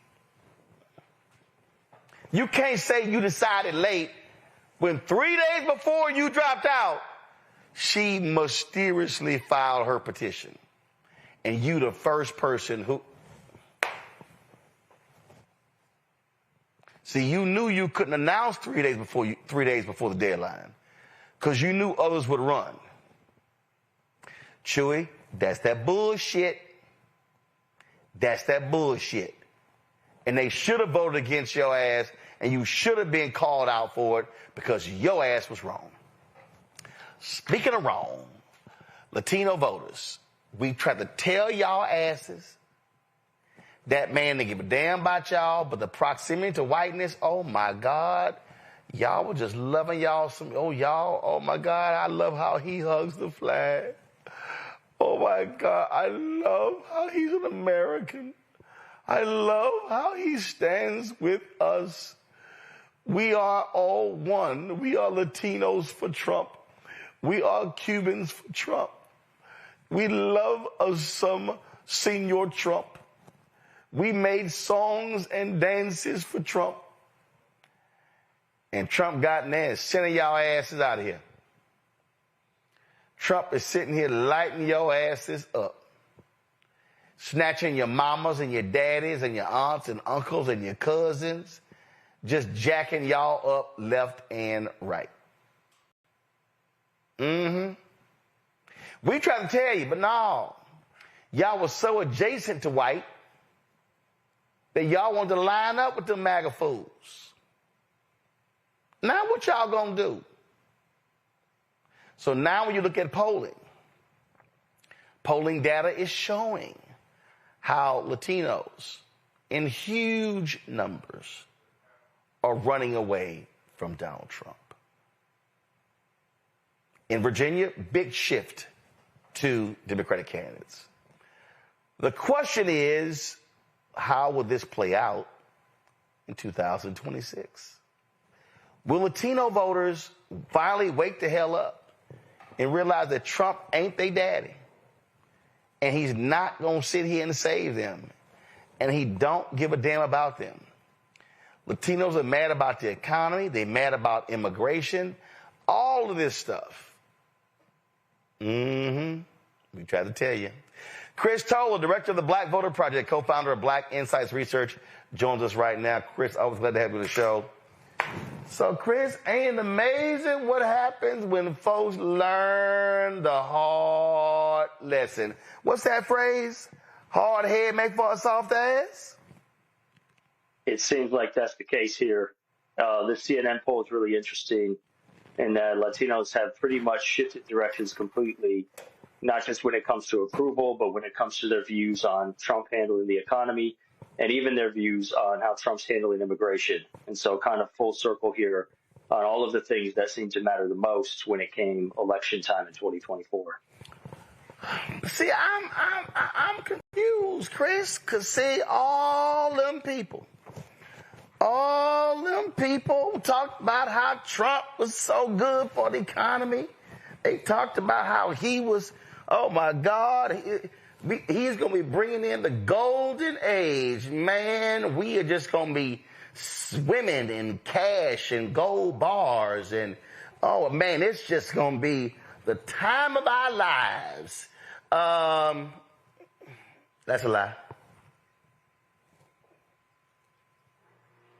I think there's a realization as well, not just with Latinos, but with a lot of conservatives and even black conservatives that were, spewing all of this BS for Trump in 2024, that it's just that BS, and that there was a lot of misinformation out there being pushed really hard on social media and sort of other non-traditional media platforms that people were just buying into and getting inundated with, to a point where, all of the truth didn't matter anymore. And now we're seeing what the truth is. We're seeing, forest through the trees, as they say, and it's very, very clear, as you said before, that Trump and the Trump administration is only for one thing, and that's Trump. And anyone else is on the outside looking in, even those that voted for him and helped him get into office. I think it's telling, too, in the CNN poll that approval ratings for Latinos earlier this year, they were real close to where white approval was. Those attitudes have dipped so much that they're almost where black attitudes are now. And black approval has always been relatively low for Trump. Wait a minute. Did you just say that Latinos are so pissed off that they damn near right there with us? Close to it, yeah. Damn. It's almost neck and neck now, where black and Latino approval is both at about 20%, a little over 20%. So it's very telling, if nothing else. See, that's what happens when your windows start getting bust out. That's what happens when they start raiding churches and schools. That's what happens when your ass believe, oh no, they were going to be attacking the violent. No, they don't give a damn. They don't care. And so now the racists are running the show. Now the thugs are running the show. And now these Latinos, see the problem with the polling, Chris. The problem with the polling is Latinos are grouped together. Yeah. So you really can't separate the white Latinos from the brown Latinos. See, or the conservative Latinos, the new immigrants from the second, third generation immigrants.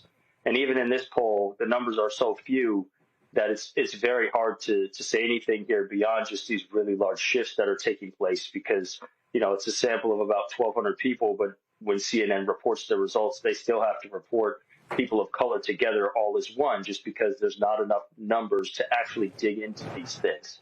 And that's going to kill a lot of these campaigns, a lot of these candidates in tight races in places, in Virginia, as we were talking about, Florida, where people are trying to win really close Senate and House seats, if they're not able to dig into these numbers and really see how people feel and the nuances behind what's going on in the polling today.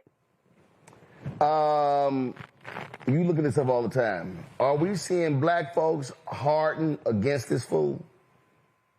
I think so. I haven't done too much national polling recently, but I did just finish conducting some personal interviews with sort of black community leaders in a purple state. And the sentiment in the black community from those interviews is that there is this sense of exhaustion and people are tired of having to continue to fight the system. But that doesn't mean that people are done fighting. And I think there's a renewed sense of hope now with some of the elections that just took place this year. And there's a renewed push where even if, black community leaders don't see a candidate or a campaign that they want to get behind, they're turning inwards to the community. And they're looking for organizations and grassroots groups to put their energy and time into and still being political, still being active.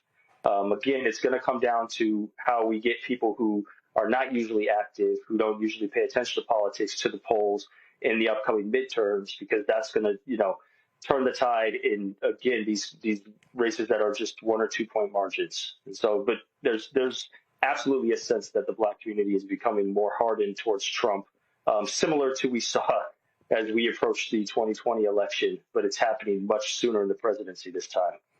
You been talking to any of these dumbass black men who voted for Trump? Do they have any second thoughts?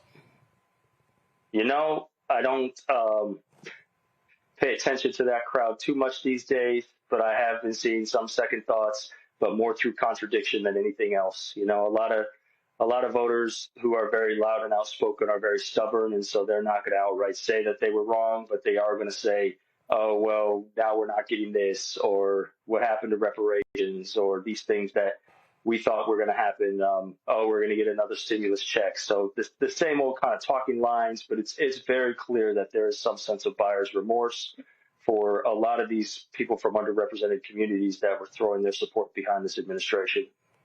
You've got a race happening in Tennessee that's coming up. In fact, Vice President Kamala Harris made a surprise move, shocking a lot of people. She's campaigning in that particular.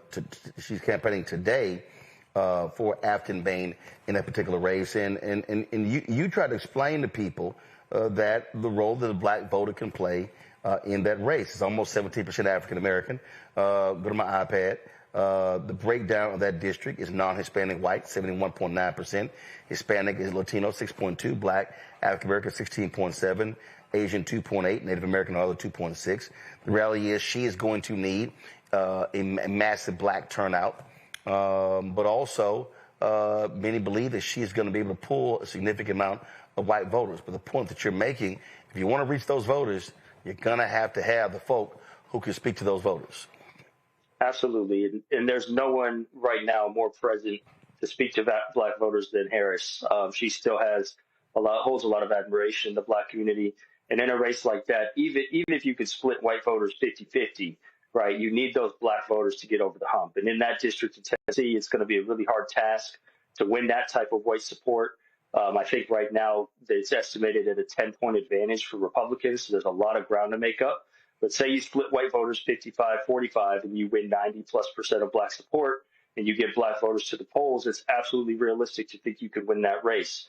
But you have to try and get out as many black voters as you can, because 9 out of 10 of them are going to vote for you as a Democratic candidate. And so, I think it's really brilliant to get Harris out there, especially as this being one of her sort of first campaign stops or back campaigning for people other than her book tour.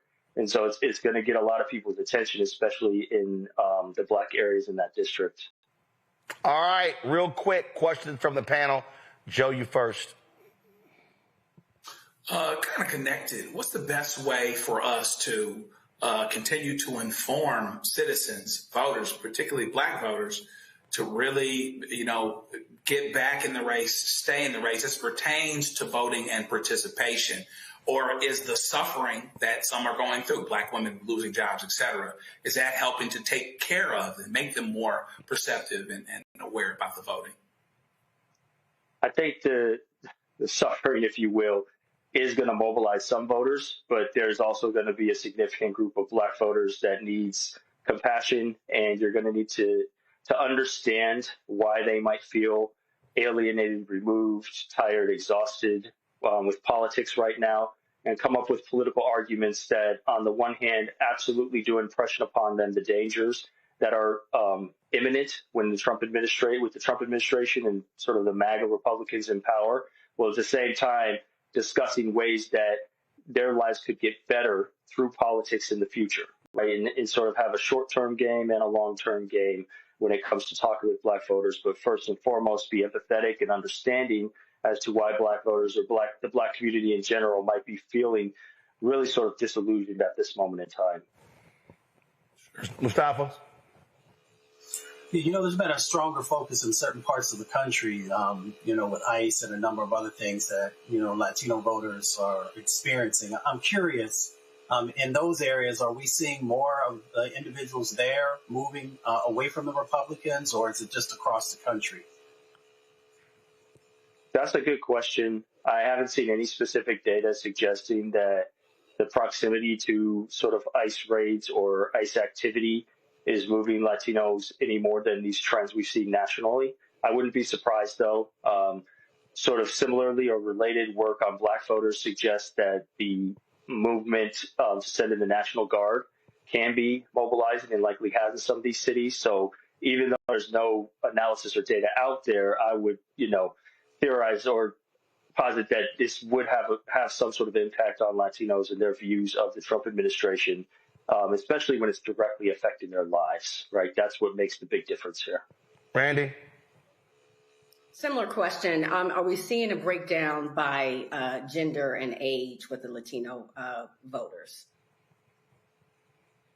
Again, I haven't seen anything that is that nuanced when it comes to the polling. And this again just speaks to the limitations of the general polling out there, is that, as Roland said, right, we don't want to just see gender and age, but we want to see national origin. We want to see generation. There's so many different things within each community, the Latino community, the black community, Asian American community, that can tell us so much about what's going on with these voters, but we just don't get it most of the time because these mainstream news outlets, Beltway polling really just doesn't care to do the work, right? They want to see the national trend, they want to get the headline, and then they move on to the next story. And so I'm hopeful that campaigns are taking that extra step to collect the necessary data in their districts and states that are needed. But more often than not, right, those are stories that just are not told most of the time. All right. Chris Towler, I appreciate it, man. Thanks a lot. Thank you. All right, folks, going to a break. We come back at our Marketplace segment right here. Shop Black Star Network Marketplace segment. Back in a moment.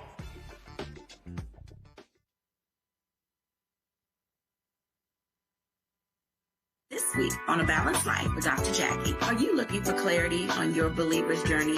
Are you finding it difficult to really find your lane and stay in your place? Do you think that you have what it takes to build a sense of community even in these difficult times, knowing that God has got your back? Well, this week on A Balanced Life with Dr. Jackie, we're talking about just those things. I have the courage to walk through this tough season because they're going to come. You need the friends that have a belief system like yours. A believer's journey this week on A Balanced Life with Dr. Jackie on Black Star Network.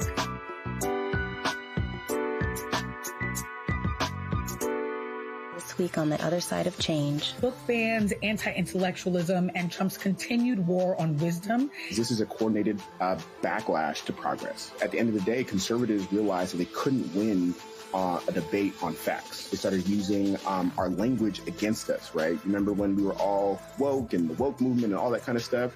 Now everything is anti-woke, right? When we were talking about including diversity, equity, inclusion, and higher education, now it's anti-DEI. All this are efforts to suppress the truth because truth empowers people. You're watching The Other Side of Change only on the Black Star Network. It's your boy Earthquake, giving Roland Martin something to do, because he don't know what to do. He from Texas. Ain't his fault.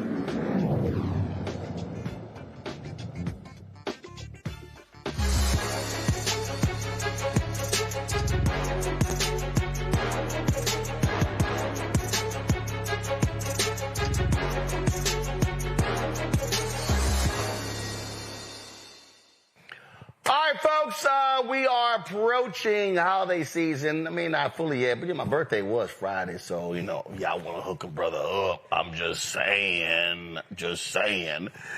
Be Rooted creates culturally inclusive stationery designed to celebrate and empower women of color every day, from bold journals to beautifully crafted planners. Be Rooted is redefining how women express themselves through stationery. Jasmine Foster, the CEO and founder of Be Rooted, joins us from Atlanta. All right, Jasmine, glad to have you here. First of all, ain't none of this for brothers? I mean, y'all play cards. Do you or do you not play cards? No, I understand that. But what I'm saying is, but in the whole intro, all I hear is celebrating and empower women of color every day, redefines how women express themselves. What I'm saying is your stuff for bros too? Well, I see thousands of men on this channel. I want to empower one of my brothers out there and maybe Be Rooted for them, okay? All right, so let's go through this here. So we got a planner here. Yes. We got all sisters on the planner. Can we get you? You can throw Jasmine, you can throw a bruh in there. Is the artwork beautiful or is the artwork not beautiful? It is. So we got. And don't you have a woman in your life that would love to receive that as a gift? Brother like gifts too. All right, so we got, this is a planner. This is a daily notebook. Okay, so give me the difference between a planner and a daily notebook.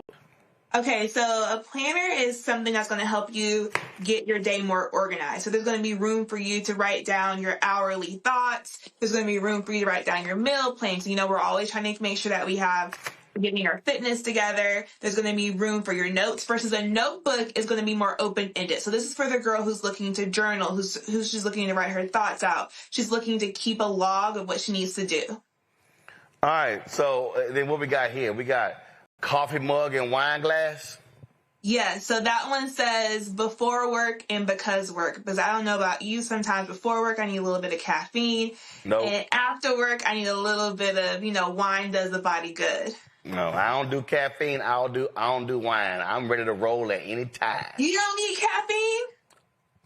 Jasmine. Yes. You think I would need caffeine? Well, I'm sure there is someone out there that gets it, and if they don't get it, there is a work bestie that would love that gift. Randy shaking her head like, hell no, he don't need no extra stuff. I don't need nothing extra. At all. All right, then also, so you got a crossword puzzle too? I'm sorry, not crossword puzzle. A jigsaw puzzle. So, a warm embrace. Yeah, so hand-drawn puzzle. Mm-hmm. It's going to be a cozy fall scene, 500-piece puzzle, soft touch finishing, something for you and your family to do after work on the cozy weekend where you get to put the pieces together, calm your mind down. And finally, something with a brother on it. We got some playing cards. So we got right here some playing cards as well. Yeah, so it's a set of 2 cards, perfect for the upcoming Friendsgiving, Thanksgiving season when you and your people are going to get together, play some cards. I know you play spades. Do you play spades? Oh, hell yes, I play spades. Okay, so I'm hashtag team whip that ass. So have you ever played spades with cards that have black and brown jokers, jacks, face cards? Like, you haven't seen these before. So these are going to be perfect to bring to the gathering for when you get your people together and you have to teach them a little bit of something on the spades table. Well, I got some black and gold alpha cards over there.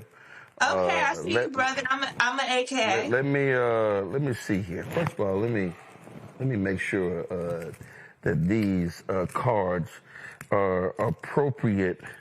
They're appropriate for real spades players, because not everybody can play spades. Mustafa, you play spades?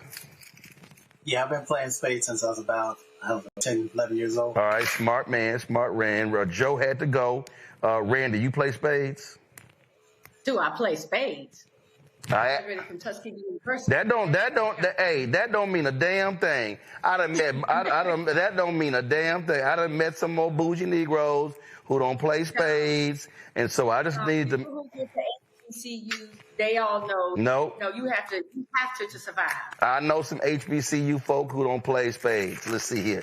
All right, Jasmine, let's see here. Okay, I finally got this damn thing open. Let me see if they pass your test. Let me see right here. Okay, first of all, let's see here. Yep. They got to have a proper. Then when you set somebody, this is the real test right here. This is the ultimate test for if you play spades. Lick the back of the card. All right, it holds. All right, it holds. There we go. All right. Yeah, so your cards are black approved. Black stamp of approval? Yeah, stamp of approval. That's right. Slap on the forehead approved. All right. Randy, what? Randy, you ain't never did that? No. Randy, you ain't never did that? When you set somebody, you look the back and you set somebody, you're not licking no cards. You look the back and slap on your forehead and you go, your ass set. Your ass set. All right, Randy, your question. Go ahead. Your question for Jasmine. Well, listen, I've already purchased from Be Rooted before. I love particularly the notebooks. I always have a notebook. I have a notebook right here. So congratulations to you. And let me just say, I was going to, actually put this back on you, Roland. I think men can carry notebooks that have beautiful black women on the covers of them. That's fine. I still want to see a brother. Anyway, okay, fine, whatever. Mustafa, congratulations. Mustafa, go. Yeah, congratulations. I'm curious about the artwork. How do you choose the artwork? Do you have particular artists you work with, or what's the process? Yeah, I'm super lucky to have a team of amazing designers that work for me that we all concept the art together, and then they illustrate everything for the brand. And so an amazing group of black and brown designers that work for the brand. Cool. Now, how many different products do you have? We have over 50 products that we change out seasonally. And right now on your marketplace, you have some of our best sellers. Okay. All right. Henry, give me a wide shot. See, this ain't bad because, they don't slide across the table. So sometimes cards, they too slippery. So you can't have them flying across the table. See, that's right. So we check. So you got to be able to check. Randy, you don't want none of this. Randy, you don't want none of this. I was going to say I can show you better than I tell you. Randy, let me explain something to you. Don't let the Texas A&M fool you. Okay. See, I love all the HBCU Negroes who talking about you went to Texas A&M, but they forgot. I went to Jack Case High School. We played spades twice a day for 4 years, in the morning and at lunch. Y'all don't want none of this. Y'all don't want none of this. All right, what you shaking your head for, Jasmine? That's right. Yeah, we keep. That's a lot. I mean, that's a lot of time. But I know that if I have to have a spades partner to call upon, I'm gonna call up on you, Roland. Oh, hell yes. We know how to do this. All right, so your best-selling products are on the website. I didn't ask you earlier. When did you start the company? I started the company in 2020, so right in the height of the pandemic. Gotcha. And why'd you start it? Because I was always that young girl that had way too many journals, way too many notebooks, and I spent my corporate career building other people's brands and was waiting for one to be focused on women of color, and then I never found anyone that did it, so I stopped waiting for someone else to do it and did it myself. All right, then. All right, sounds great. So, folks, I want y'all to go to shopblackstartnetwork.com. Go to shopblackstartnetwork.com. Check out Jasmine's products. Be Rooted. Again, we got the jigsaw puzzle. We've got the glasses here. We got the journal, the notebook, and we've got the playing cards. And so, again, I want y'all to check it out. There's some other products in there as well. So go to shopblackstartnetwork.com. Again, y'all know we're doing the blackout. We ain't buying from other people. So we buying black. So go to shopblackstartnetwork.com and check out all these particular gifts. Jasmine, we appreciate it. Thank you so very much. Last question I have for you: What's a new product you're thinking about coming out with in 26? Ooh, you trying to get the exclusive? You damn right. So we are working on a kids collection. So for back to school, notebooks, planners for young boys and girls, young boys and girls with illustrated artwork. So moms, be on the lookout for Be Rooted for the kids for back to school. All right, then. And somebody in the chat room said Roland should do a Black Star Network Spades tournament. Oh. That's a good idea. And the first victim will be Randy. All right, Jasmine, we appreciate it. Thanks a lot. Thank you. All right. Tell her, Mustafa, she don't know. She don't know. She don't know. I got two texts from people saying, tell Roland we will whoop his in some spades. I just want you to know. Mm-hmm. I done heard that bullshit before. Okay, listen, like I said, I can show you better than I can tell you. First of all, Brandon, speaking of you showing better, you can tell me. Where my Tuskegee stuff? Oh, yeah, I got to get you that. Oh! Write that down. For a whole year, because, so everybody know, I only wear HBCU gear on this show, places I've been. So I went to Tuskegee. They ain't give me no gear. So I ain't never worn Tuskegee. And Randall was like, why I ain't never seen no Tuskegee stuff? I'm like, they ain't sent me no gear. She's like, oh, I didn't take it. I'm going to fix that. That was last year. That was last year. That was last year, Randy. That was last year. I got an entire closet over here of HBCU stuff, all kind of folk. Because the other Alabama schools doesn't send me stuff. Okay, I got you, though. No, seriously. Okay. Seriously. You know, that's for last. Yeah, you need to tell the Tuskegee administration, go ahead and put it in the mail so I can rock it on the show. All right, that is it. That's it for us. Randy, appreciate it. Y'all don't forget Randy's card game. Y'all gotta understand. I mean, okay, I gotta be careful because Randy got them tricky ass truthing questions, so you're gonna fall yourself revealing some stuff you don't necessarily want to be revealing with that truthing game. So I'm just saying. That's right. Don't listen. You get one of them freaky questions. Don't be telling the truth. Go ahead and lie. There's nothing freaky. It's stuff about the black community. It's not those kind of cards, Roland. Go to randyb.net and check them out. There's nothing freaky. Oh, it's not? No, it's stuff for the black community, like the stuff we talk about on this show. Oh, okay. That must be your other set of cards. All right, that's it. Randy, Mustafa, I appreciate it. Thanks a bunch. Somebody put in the chat talking about rolling the slap. That slap didn't sound right. First of all, I got this big ass ring on, and this ring too. Okay, so plus we ain't trying to sit here and mess the set up. What's wrong with y'all people? Plus, an appropriate slap in spades requires a card table. You got to be able to slap the table, then the table jump. Okay, y'all don't know. See, some of y'all are suburban Negroes. All right, that's it. Y'all, don't forget, if y'all want to support the work that we do, y'all know this is the blackest show out here. Ain't no other show blacker. Ain't no show hosted by somebody black any blacker than this show. This is how we do it. So if y'all want to support the work that we do, please do so. Of course, if you want to contribute via Cash App, use the Stripe QR code, bottom left-hand corner. PayPal, R. Martin Unfiltered, Venmo, RM Unfiltered, Zelle, Roland at RolandSMartin.com, Roland at RolandMartinUnfiltered.com. Check some money order, man. Turn that music down. Music too loud.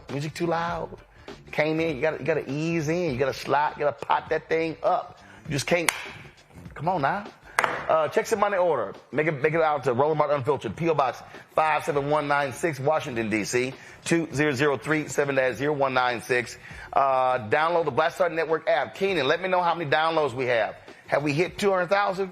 Apple phone, Android phone, Apple TV, Android TV, Roku, Amazon Fire TV, Xbox One, Samsung Smart TV. If you want to get my book, White Fear, How the Browning of America is Making White Folks Lose Their Minds, be sure to get it. Bookstores online as well. You want to get the audio version I read on Audible, you can do that too. Also, if you want to get our Roland Martin Unfiltered Black Star Network swag, go to shopblackstarnetwork.com. Use the QR code there, man. We got our t-shirts, our hoodies, our zip-ups, wall art. We got all that. You name it, we got it. So go to shopblackstarnetwork.com. Again, Be Rooted, products right here. All of these products you see right here, black-owned products. Man, we got the nursing smocks. We got the nursing smocks right here. We got the black-owned toilet paper and tissue leafy. We got sauces. We got backpacks. Man, we got black-owned chips. We got hair. We got skin products. We got cupcakes. We got HBCU gear. We got artwork and stuffed animals. Man, we got other jigsaw puzzles. We got car cleaning solution, gym wrap. Man, we got all this stuff on shopblackstarnetwork.com. We got what's this here? What's this here? Oh yeah, this is the fragrances, the perfumes. So we got that too. Plus stuff with Be Rooted. Y'all go to shopblackstarnetwork.com. Everybody, black owned. Go there, check it out. And then of course download the app Fanbase. And if you want to invest, get more information at startengine.com/fanbase. Startengine.com/fanbase. Shout out to Morehouse College. I'm rocking their sweatshirt today. I'm gonna figure out who I'm gonna wear tomorrow on the show. And so y'all know how we represent. And again, man, shout out to Mackenzie Scott. Yo, Mackenzie Scott, y'all.